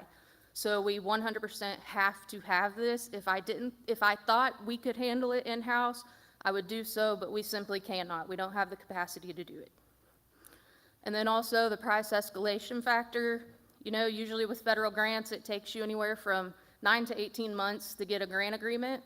We saw that we submitted the application in 2024. We just received a draft grant agreement in August of last year. So you have to account for that because prices change month to month sometimes. So, and just to highlight some of the significant cost estimate increases from the original opinion of probable cost in the grant application, utility relocations, the RRFB and Hawk signals, railroad crossings, trail lighting, concrete greenway and amenities, and the Rogers Avenue Tunnel. Those costs, just alone with what we know in today's dollars, increased the project by about $8.4 million. And then this is a comparison. I know it's kind of going to be maybe a sticker shock, but the original application had a project estimate of just under $25 million.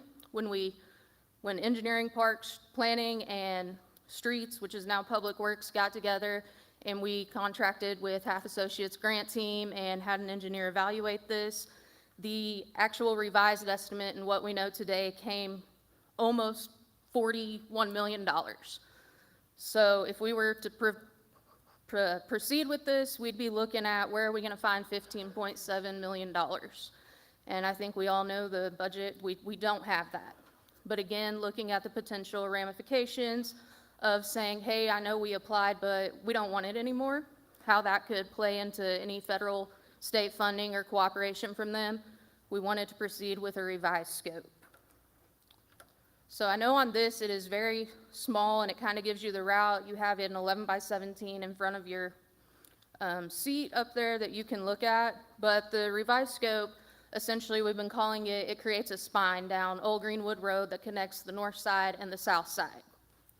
And I know it's not a loop and we thought about changing the name, but local FHWA said, no, that'll just convolute the process, keep it the same as is.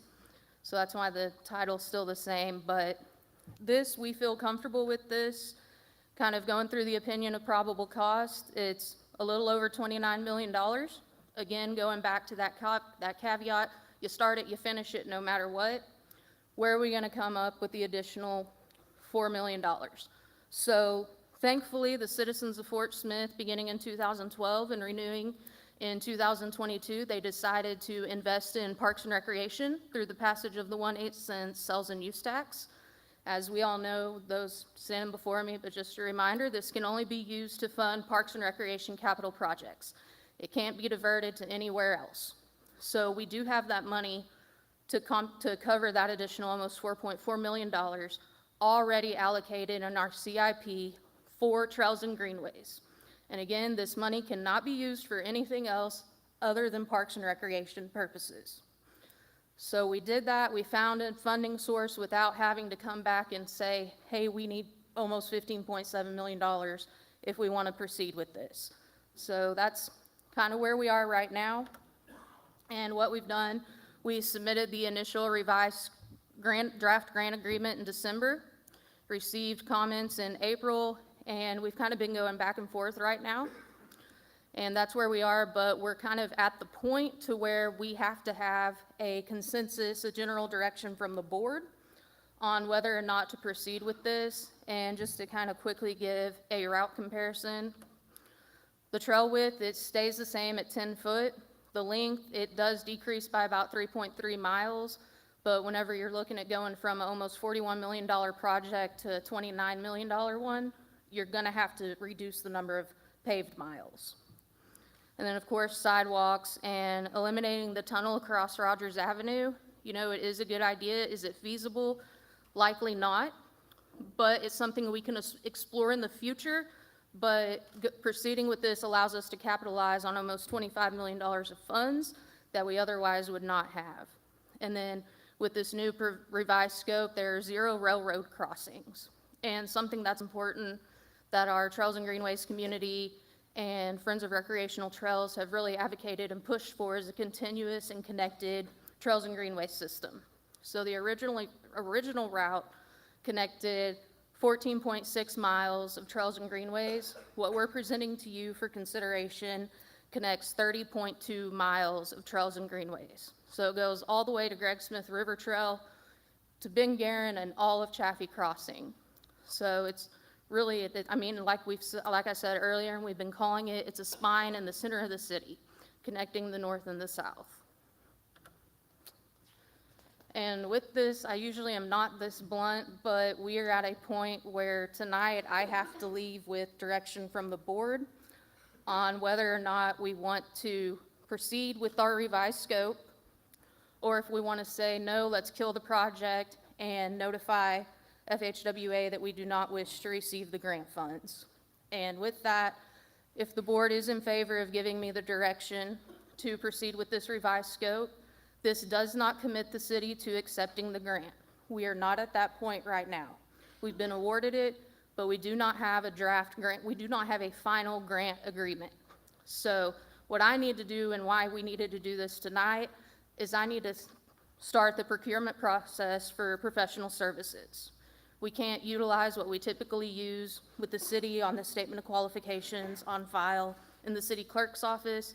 We have to do a formal advertisement, assemble an evaluation committee, and review those.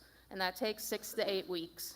And, you know, we feel confident, local FHWA, I think they are accepting of our proposed revised scope. Kind of the communication and the feedback we've received from federal headquarters to local, I think they are also understanding of the situation, and I feel good about it. But again, the direction you give me, I just need to know where to go. It does not commit us to accepting the grant whatsoever. It does not do any of that, because when we get to that point, we will bring an item to the board for consideration on formal acceptance of the grant. I just need to get going on the procurement process. So with that, I'll take any questions, and if I'm unable to answer it, we do have other individuals here. Director Settle. Thank you, Jared. Sarah, can you go back to the proposed, not the one, the new one, the new proposal? This So you're gonna go down Old Greenwood Road to the pavilion. That's, okay, I was trying to figure out where you're Yes. stopping at. So you're stopping at the pavilion. Sorry. My only question really was, what are you gonna do about Rogers Avenue? You already talked about no tunnel, probably a crosswalk. I would actually ask you to explore the option of overhead. That's my preference too. I think some cities are doing that. I've seen a lot of that when I was in Kansas City. They do spirals up, over, and spirals down as a way. I've seen that done at many other cities. So I'd ask you to look at that, maybe work with RDOT if that's an option. Maybe Absolutely. they can help us there. From my standpoint, to your point, if we don't do it, it could impact other grants. So I think you found a funding sources, which with the sales and use taxes, which is where I was going to go. So with the new proposal, I think I'm good with moving forward. So thank you. Director Martin. So, on this, is it going down Old Greenwood, is this gonna be off the road? Yes, sir. So like, is it going through wooded areas and things like that? So right now, this is very much a concept. Okay. As part of the grant requirements, you have to go through environmental and permitting processes. So until we go through that, we are not going to know the exact route. Okay. But the goal is for it to be off-road, Okay. 10-foot wide. I mean, I mean, sidewalks are great, but when you're going down Old Greenwood and Yes. it's loud, you kind of gotta be on guard. I prefer that. Sarah, when we've talked about streets and it costing $1 million a mile for a street, how is this so expensive for a trail? That's the cost of concrete excavation, subgrade, site prep. Unfortunately, it is our reality. I mean, this is crazy. Yeah, agreed. I mean, it should be significantly less than that. I mean, so those dollars from the parks CIP, the 1/8 cent sales tax. Yes. Those are already allocated to Trails and greenways. What trails would not be done? None. So with the revised scope, we are picking up where May Branch Phase 2 begins, which is at MLK and follows the old railroad. Okay. And connects to Creekmore. Okay. So rather than us funding that solely by ourselves, we're looking to incorporate that into the grant to leverage more dollars. Okay. Yeah, man, that's expensive. But if we've got, we got the dollars, the federal dollars, I'm for moving forward with whatever the next phase is. But dang, $25 million. All right, thanks. Director Kemp, and then Director Katsoulis. Thank you, Vice Mayor. Thank you, Dr. Brewster. I just have questions in the sense of the dots over here. Those are completed, is that correct? Yes, Like the those without are. a Chaffee Cross, okay. And then, like over on Jenny Lynn Road in front of the old, what used to be the old Whirlpool building, it's now warehouses. There's a trail over there that follows Jenny Lynn Road or at least a segment. Yes, it is ours. Okay. Are there other segments like that in the city that we're not seeing here? Because I know that one's not. There are, we intentionally limited what is shown on this Yeah. map, because if we looked at everything being connected, you wouldn't be able to see what we're trying to propose. So yes, there are more, and also, the Public Works Department does an excellent job with their sidewalks program, so there can be spurs off of this as well. Yeah, and then I guess I'm still struggling to understand how we'll get the 10-foot on Old Greenwood Road. I feel like we're going through that spine's at a busy section of the city.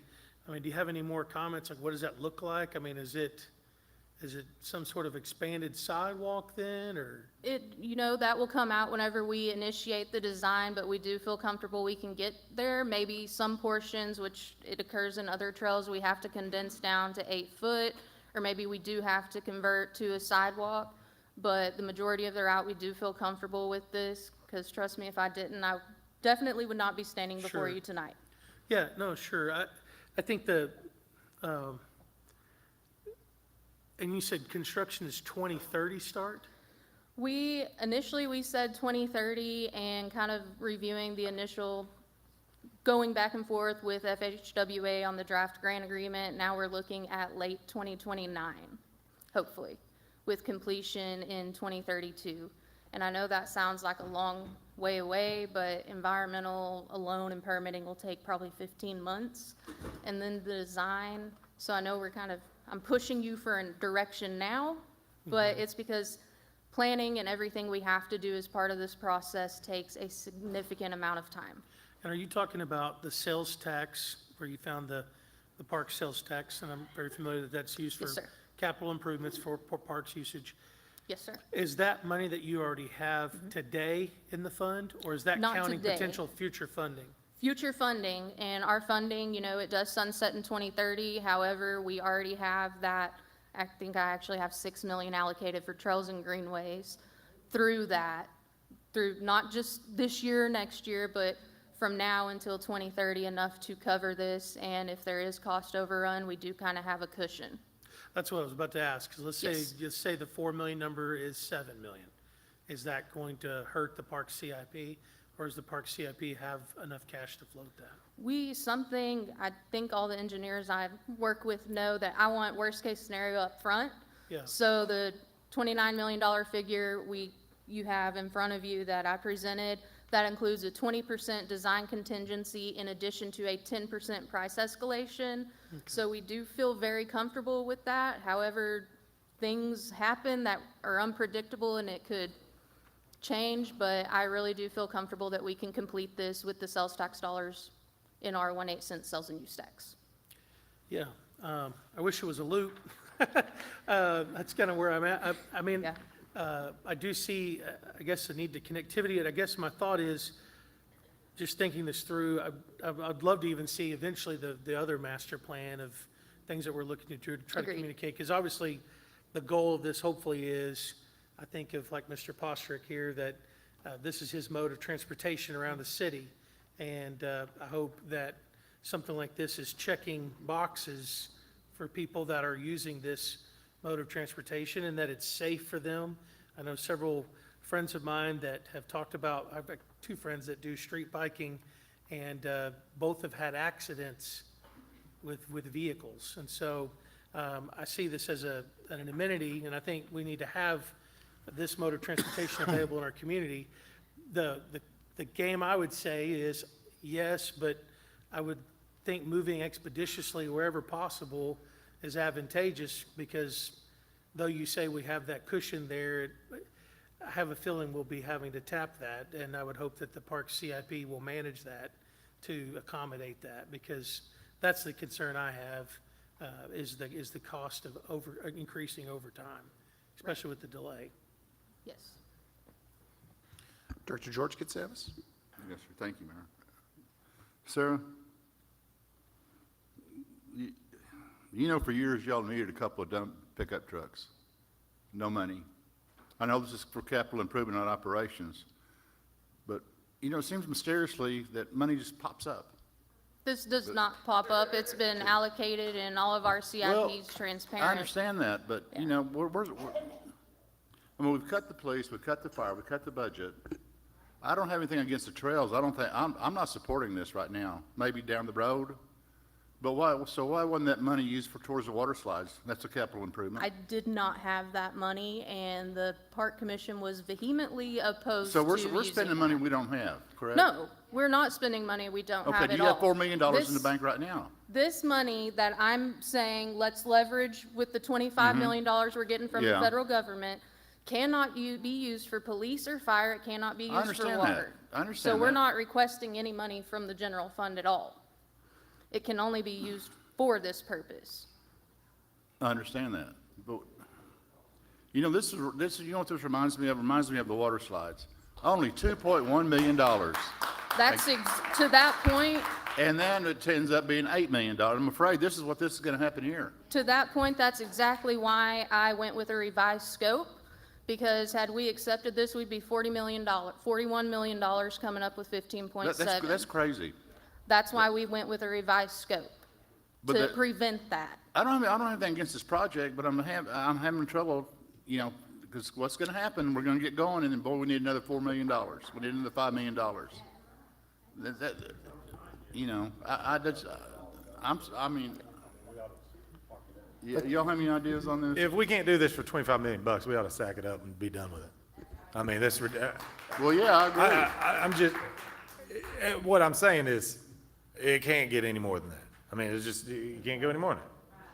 Yeah, but Neil, this is the same thing. We're gonna start those slides, and if the cost escalates, we're stuck. We're gonna have to put the, Yeah, I mean, Sarah's Dir- not the one Director that gave us the Katsoulis. estimate on the slides, though. Anytime Sarah's come to us with an estimate on something, she's been pretty much dead she on. has. Sarah's done a great job. I have nothing against you at all.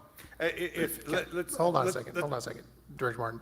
Director Katsoulis, do you have anything else? No, sir, go ahead. Okay, I believe Neil very quickly, and then Director Settle was in the queue. Let's say George's scenario proves true, and we get to a point, and we're at $25 million, and we got 2 more miles to go.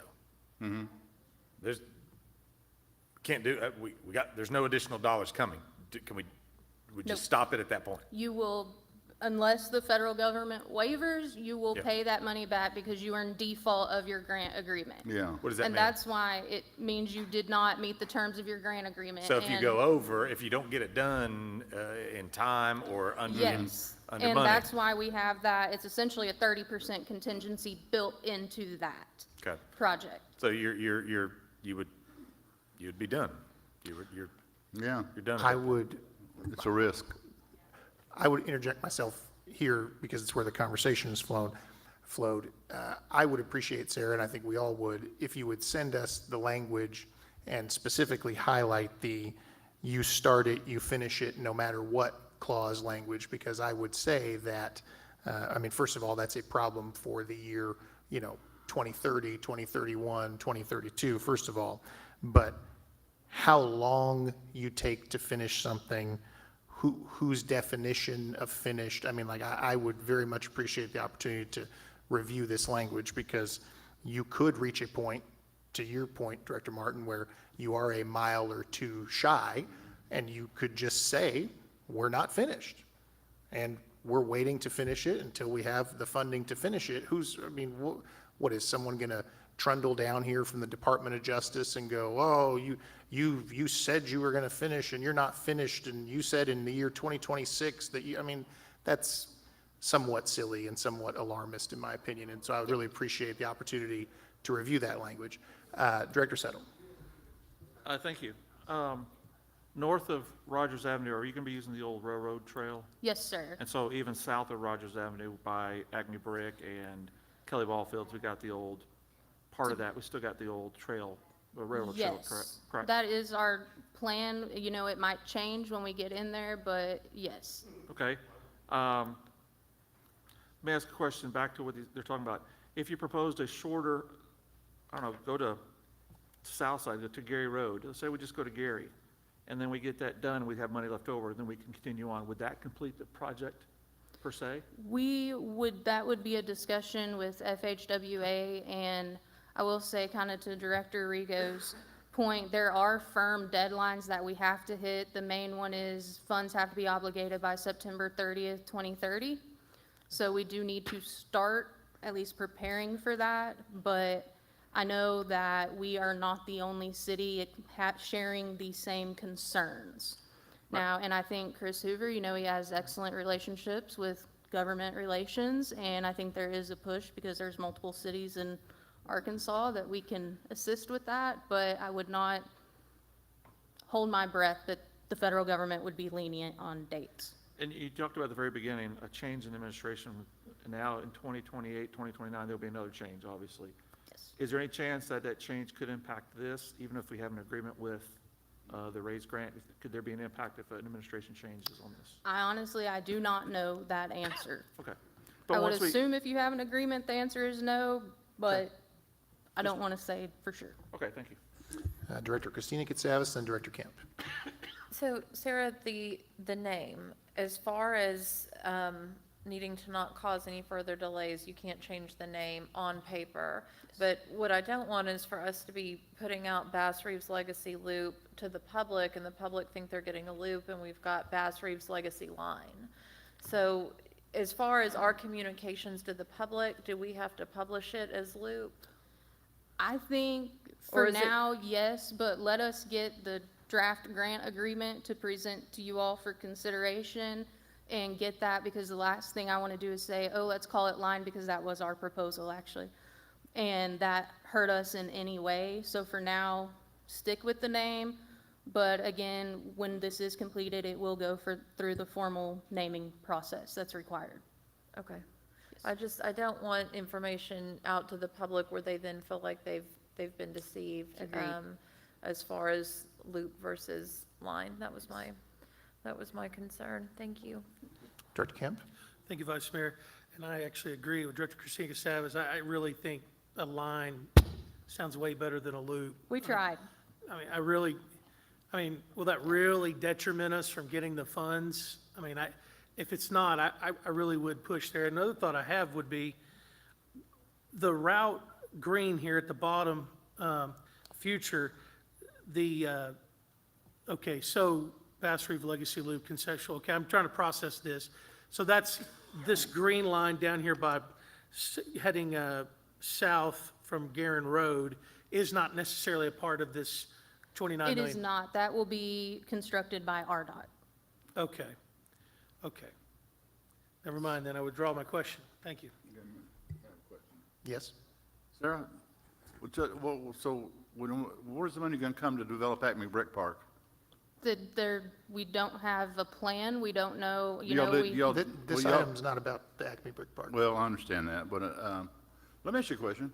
Doesn't have anything to do with this, but say if Miss Jones wants to take her kids to the park and she wants to put a gun in her purse, is that legal? Yes, it is. It is legal. Yes. There used to be no signs that says no firearms, remember? The law changed. Law changed, so it's Yes. okay. Yes. Thank you.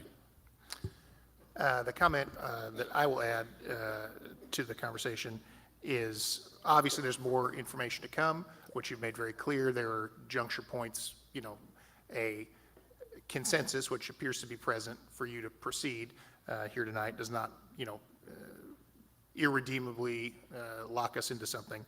But I would say conceptually, to me, to share my opinion, in order to return 25 million tax dollars that we have sent to Washington DC over the years back into our community to be activated, the requirement that you're requesting is the ability to spend, between $4 and $5 million that you already have for the purposes of trail construction, which is what this is. So that seems to me to be very straightforward.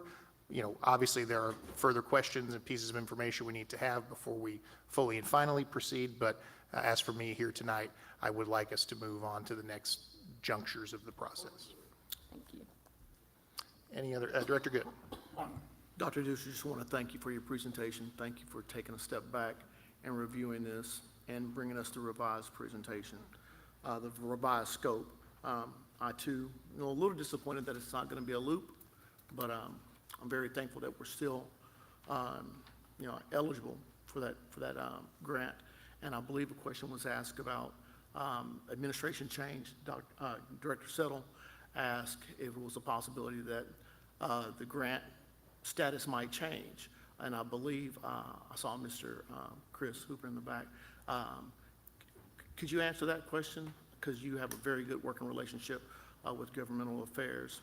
What's the possibility of that changing?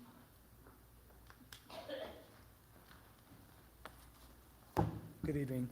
Well, I would say that anytime you have a new administration, anything can change. I know when the Trump administration came in January of 2025, there was a 6-7 month period where there were no grants being opened. Everything that was out there was being reviewed, every grant program. And they also enacted many different levels of review within the departments as well. And so, and primarily an example of this is with the RAISE program. When we applied, and I will say the city has received funds in the past from this program. And I believe it was in 2018, we received $8.5 million for the rehabilitation of the drawbridge across the Arkansas River. And that was funded through this grant program. And that was when it was still the TIGER program, the Transportation Investments Generating Economic Recovery Grant Program. But in regards to this program, when the Biden administration had this out, they changed the name to RAISE, Rebuilding American Infrastructure with Sustainability and Equity. Their focus was equity, sustainability, obviously, a strong focus on underserved communities, emphasize equity and climate outcomes, active transportation, a reduction of greenhouse gases and all that. And the Trump administration, when they came in, they now changed the program to where it focuses on economic development and transportation performance. Think of big freight infrastructure projects is what this program now focuses on. So can an administration come in and do a change in a review? Yes. Okay. I know that was a long-winded answer, but trying to be as thorough as possible. Well, thank you so much for that response. You're welcome. And then I will say, there was a question about the Bass Reeves Legacy, the naming of it. you know, if it's the, if FHWA and the Department of Transportation doesn't want us to change the name, we can always say, well, this is going to be a part of the Master Trails and Greenways Plan, and eventually we can have connectors in the future that build that in. Yes, and then also, you know, there was language in the Notice of Funding Opportunity that says that, you know, you can get multiple raise grant awards. So if the board decides, okay, we want to get through this project, and then we want to do some other, you know, project that builds upon it and utilizes federal funding, and, you know, you puzzle piece things together, we can do that. Thank you so much. Thank you, Mr. Hoover. Thank you, Dr. Deuster. If there are no additional questions or comments, we'll move on to item 4, which is a discussion regarding a senior citizen rate freeze or discount on regular household water utility rates. And I believe, Mr. Dingman, you have some material to present to us. Sure, thank you. This discussion was requested by the board to evaluate options for senior citizen discounts for water utility services. Neighboring cities have introduced rate freezes for water account holders age 65 or more on their primary residential utility accounts, and the board wished to consider a similar offering in Fort Smith. Staff evaluated 2 primary options, the first being commitment to freeze water rates for senior citizen account holders at 2026 levels for the base rate and first usage tier if and when any future water rate adjustments are considered. This option would have virtually no immediate impact on current revenue levels, as no change would be implemented until a future rate adjustment is adopted. The second option established a fixed percentage, such as a 10% discount off of regular water usage, first tier rate for senior citizen account holders. There was some contemplation of introducing this to take effect immediately, but you know, that type of adjustment wouldn't need to be made until future rates are adopted either. So if we implemented it immediately, that would have an impact on projected revenues that we are counting on for certain things in terms of operations and capital dollars. But there again, if we're talking about either fixing the 2026 rate schedule for seniors or a 10% discount for seniors upon adoption of a rate schedule in the future, then either can be accommodated without adjusting any revenue projections that we currently have. And I think in my staff report and memo, I had some discussion about if we did an action immediately to reduce revenue projections, we might try to make that up through other rate classes. But for this discussion, I think I would rather recommend and focus on what we do as we do any future rate adoptions for this rate freeze or senior discount. And with that, I'll turn it to the board for discussion, and we'll see where the questions go. All right, I ask my colleagues, do we have any comments, questions, or motions to make? Director Good? Yeah, I'll start. I'm not certain how I really want to communicate my thoughts, but of course, you know, we want to help our citizens there, especially those that are elderly and those people that are hurting. You know, there's a lot of people just not making it. You know, so helping the elderly is absolutely a wonderful thing. It's a great idea for us to even suggest to do. But my question is, you know, revenues, how will this cut into the revenues? And if it actually cuts into the revenues, who makes up the difference? And my example is, if just say I was a 25-year-old man and only made, you know, minimum wage, you know, married or not, whatever, but I don't qualify for Project Concern, but I'm not 65, I can be 20 to 64 and fall in that gap. Am I one of those people that in that middle class that subsidizes this rate discount? I mean, how do we actually make up for the lost revenues unless we increase revenues in the future, which still affects the middle class? This is not being able to receive Project Concern benefits. Sure, and I would offer, if we, regardless of which approach we take to it, I think if we're considering a rate freeze for that 65 and over folks, and we propose that along with the matrix of rate schedules across our customer classes when we do a rate review to recommend a rate adjustment. If we know that going in, that we have a certain number of, we've used 16% of our population because that's census data that says 16% of our population is 65 or older. But if we start a program where we maybe invite folks to opt in to that program as we work towards or ramp up whatever an adjustment may need to be, then we have an idea of how many folks would be opting in, or at least the start of it, and get an idea to work with our rate evaluators to recommend a rate structure that accommodates, this sort of discount for seniors, but then distributes the needed revenue across the other rate classes. Okay, so we're talking rate classes. Well, and that means residential rates, regular residential rate holders, but also means industrial and commercial rate holders and wholesale customers as well. My other concern, it's not even a concern, it's just a thought. Again, helping seniors is a wonderful thing, but helping those in need is almost a requirement for a caring community like what we have that is so full of nonprofits and volunteers that do so much for, those in need. So my question is, so we discount those folks that are 65 and older, whether they need the discount or not. Say that, again, say I make $100,000 a year and I'm 65, 66. I don't need a discount, I'm set. So I'm gonna get the discount and put the burden on someone else's back. That's kind of the thinking that I'm dealing with right now. I mean, we always talk about covering our cost and paying our fair share. How do we look at this? How do we move forward with that without asking these questions? No, I think that's fair. I think because this is an age-based only criteria. Our Project Concern program does carry a fairly good qualifier that can spread. I mean, the first scenario you addressed with,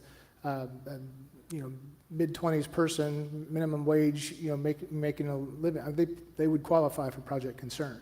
I mean, I think we have a 200% of the poverty level is what our current threshold is for qualifying for Project Concern. There are probably a large number of folks in town that do qualify for it that are not enrolled. You're right. I think we have, maybe 2/3 of the population that qualify, but aren't even applying or taking advantage of that. Just say that everyone that did qualify and applied, we would be in a world of hurt because we're subsidizing that many more folks. Right now, where we are right now, we're okay. But just imagine if another third of the community that qualified were to get on Project Concern, which is a discount-based, funding. That is accurate. So again, I guess the bottom line is, how do we cover cost without impacting someone unjustly? Director Martin. Yeah, I agree with you, Director Good. We do have Project Concern. I think we got the figures today is $35, I think, a month is the average savings across water, sewer, and sanitation. And so, doing something based on age, I don't know if that's necessary. I mean, I want to take care of our seniors, but you're right. If somebody is sitting on a good chunk of dollars, they don't necessarily need the subsidy. And at what point do we say maybe young families under 25 with 2 kids, they get it? You could start getting into many different scenarios here. I think we continue to push Project Concern, an income-based scenario that hits all age classes, and I think that would be the way we move forward with this. So I don't think having an age-based is the way to go. I think the income-based is what we've got is sufficient at this point. Director Kemp. Thank you, Vice Mayor. Listening to us and just thinking through this as well, ahead of this, would it be better to maybe consider a senior rate plan strategy? So that we would say, like it's being proposed for Arcoma, the base cost plus a small percentage of ROI, and not asking them to muscle up on their back the yoke of what might need to be carried forward, but we're not subsidizing because we're capturing our cost, but we're just not getting, we're not hitting that age demographic with a structural fee that needs a big ROI attached to it, but we're saying, here's our base cost plus this ROI, and we're not asking seniors any more than that. Would that save money for seniors? That's a question for you, Jeff. Too. Yeah, I think that that evaluation, it depends on the cost of providing that service, which I'm not certain that we are covering at this point in terms of our cost of operations. We certainly aren't covering it when it comes to cost of debt issuance for capital, significant capital projects that are facing us on the water system. We don't have a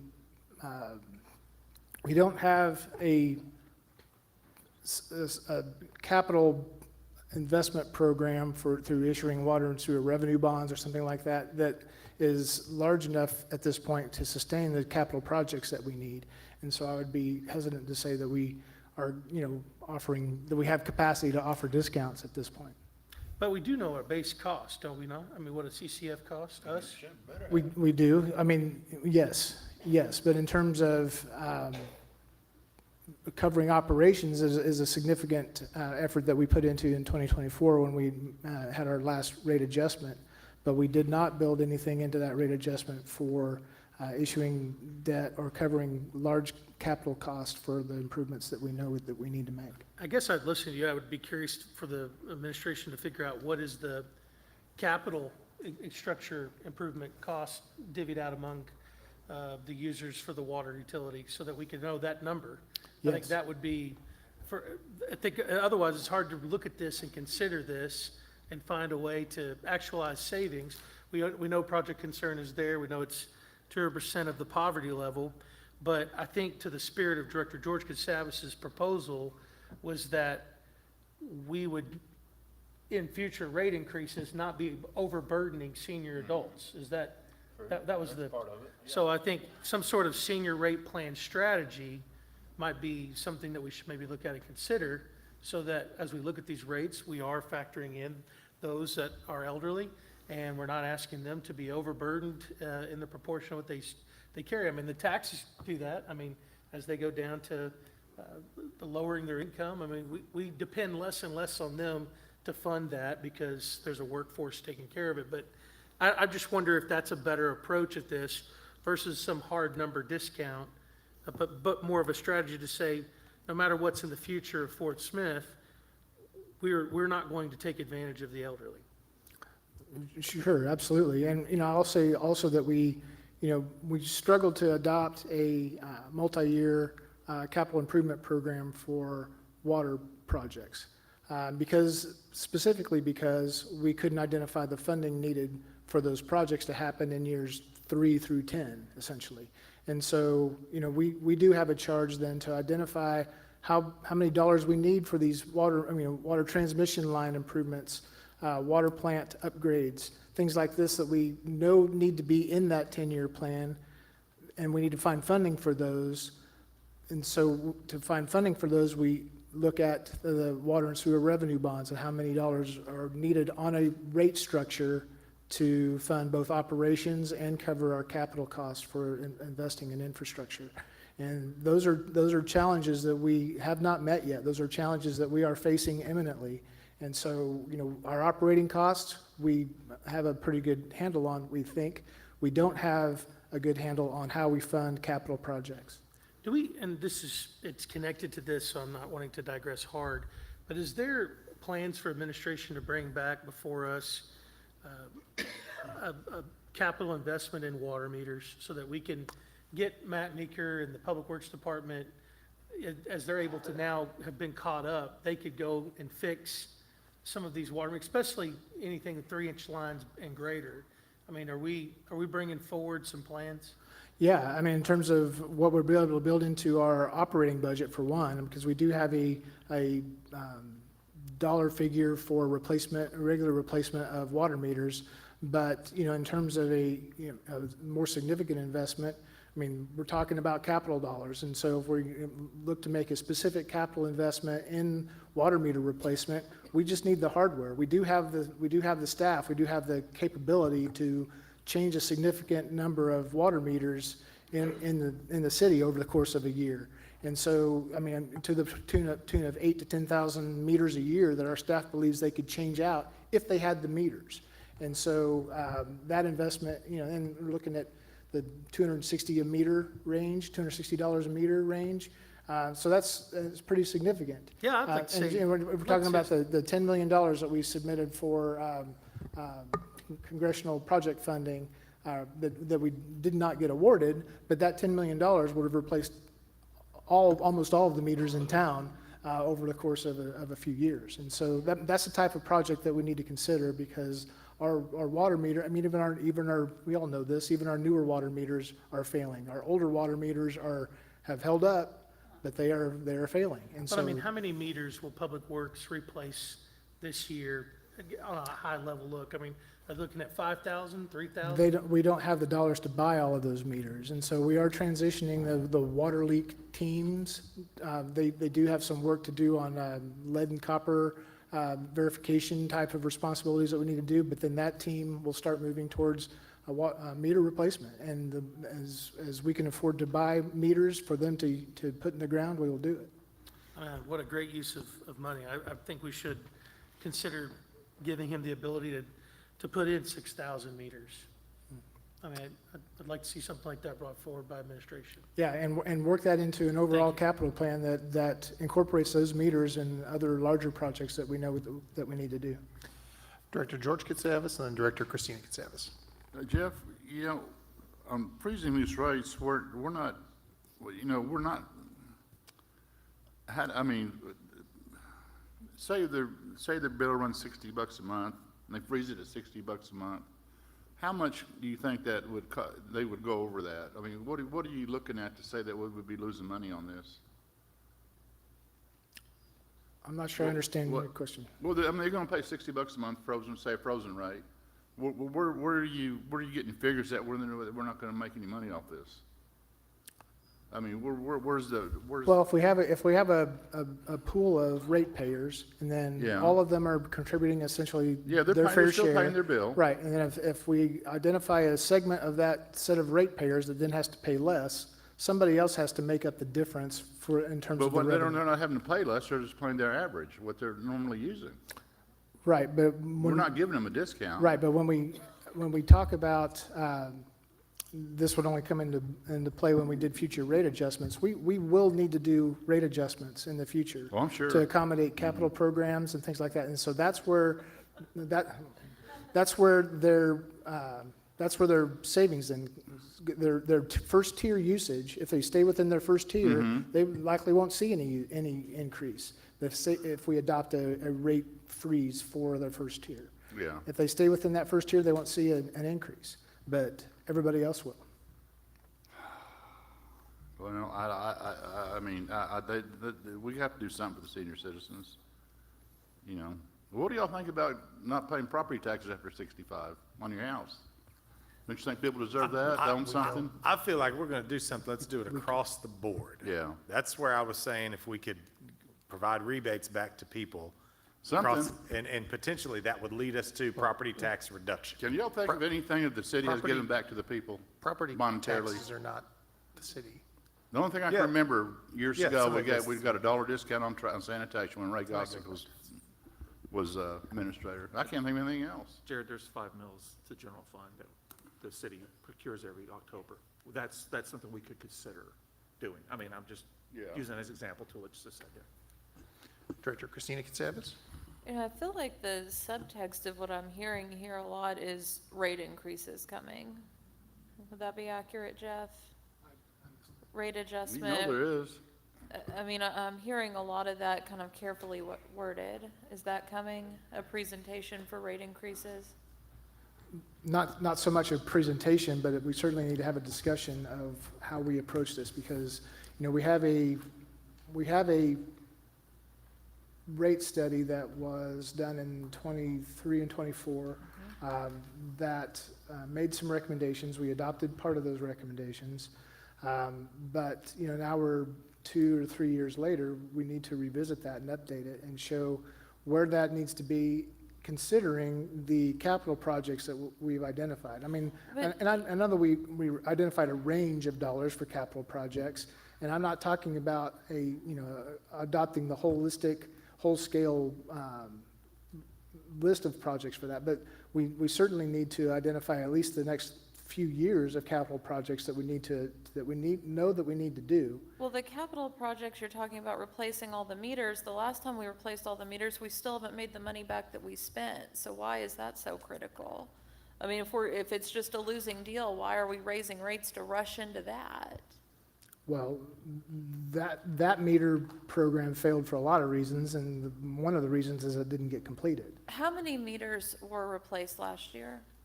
I do not know that. Because we keep, what, about 1,700 in stock at any given time, 1,800? I mean, you were saying we don't have the equipment, we have the manpower, but not the equipment, but we do have equipment. I'm not talking about the equipment, I'm talking about the actual meters. Right, and I'm saying we have meters in stock. I've seen the audit of the inventory. It's about, and when you look at it, when I saw the audit, given it's been a few years ago, you can look at the age, and some of those meters have been there quite some time. They haven't been replaced, and they're there available to be replaced. We do maintain a stock of meters. I don't know that it's 1,700, but we do maintain a stock of meters for new development and change outs, things of that nature. But I'm talking, to where we will always need to maintain that sort of stock. But in order to change out the 36 to 38,000 meters that are already out there, we need to invest in that. Okay, so what I would like is, I would like to know how many meters do we have in stock and how many were switched out for 23, 24, 25. Thank you. Director Settle, were you? No. Okay, the question or observation, it's an observation that I had about the proposal, I mean, the concept in front of us to freeze rates at the 2026 levels if you're 65 or when you turn 65. The challenge that I have with that and why I don't support that is because, and I don't think it's anything to do with, trying to talk around a rate increase or anything like that. I'm 39 years old today, and I think here's where the math and the structure does become hard. I'm 39 years old today. Sometime between today and me turning 65, my rates are going to change in the city of Fort Smith. And so there will be 25 years of my life where at some point during that 25 years, the rates will change and they will adjust upwards. No one knows how many times, but it's untrue to tell you there won't be adjustments in that period given the infrastructure needs that we have. And 25 years is a long time.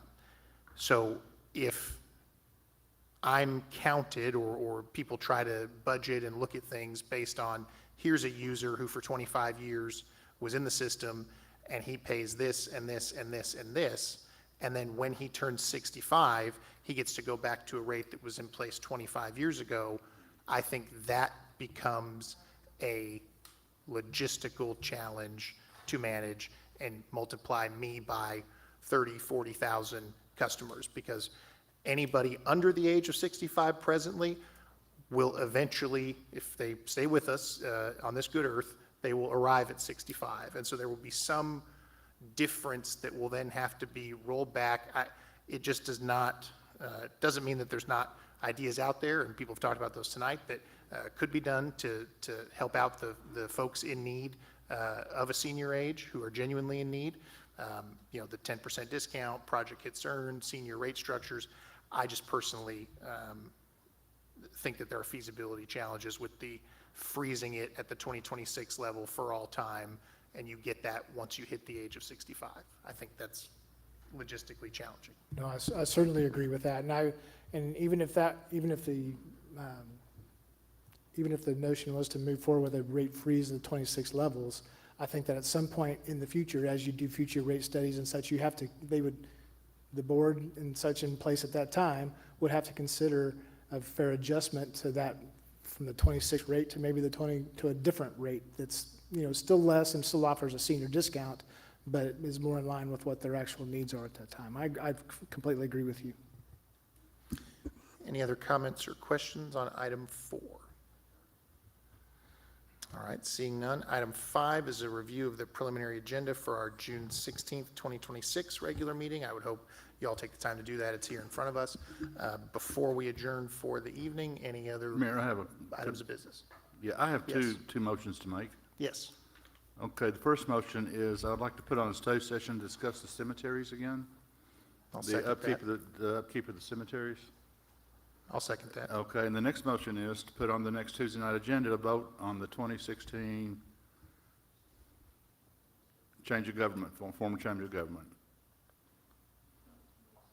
2026, I'm sorry. Have we heard back from the AG on this, on their opinion, Kevin? So, well, that's my motion, if that, My understanding was that we were waiting to hear back from the Attorney General's office. Have you been in contact with him? No, I haven't. Jeff, have you heard anything? We have not. So when do you think we'll get an opinion? I cannot speculate. Okay, I'll just withdraw the motion right now. Thank you. All righty. Any other motions for the evening? So, Motion to adjourn. but you made 2 motions, correct? One for the discuss the cemetery, yes, ma'am. Okay, is that gonna be on? Yes. Okay, Future study session, yes. all right. We have a motion to adjourn. Do we have a second? Second. All right. All in favor, say aye. Aye. Aye. All right, we are adjourned. Thank you, everyone.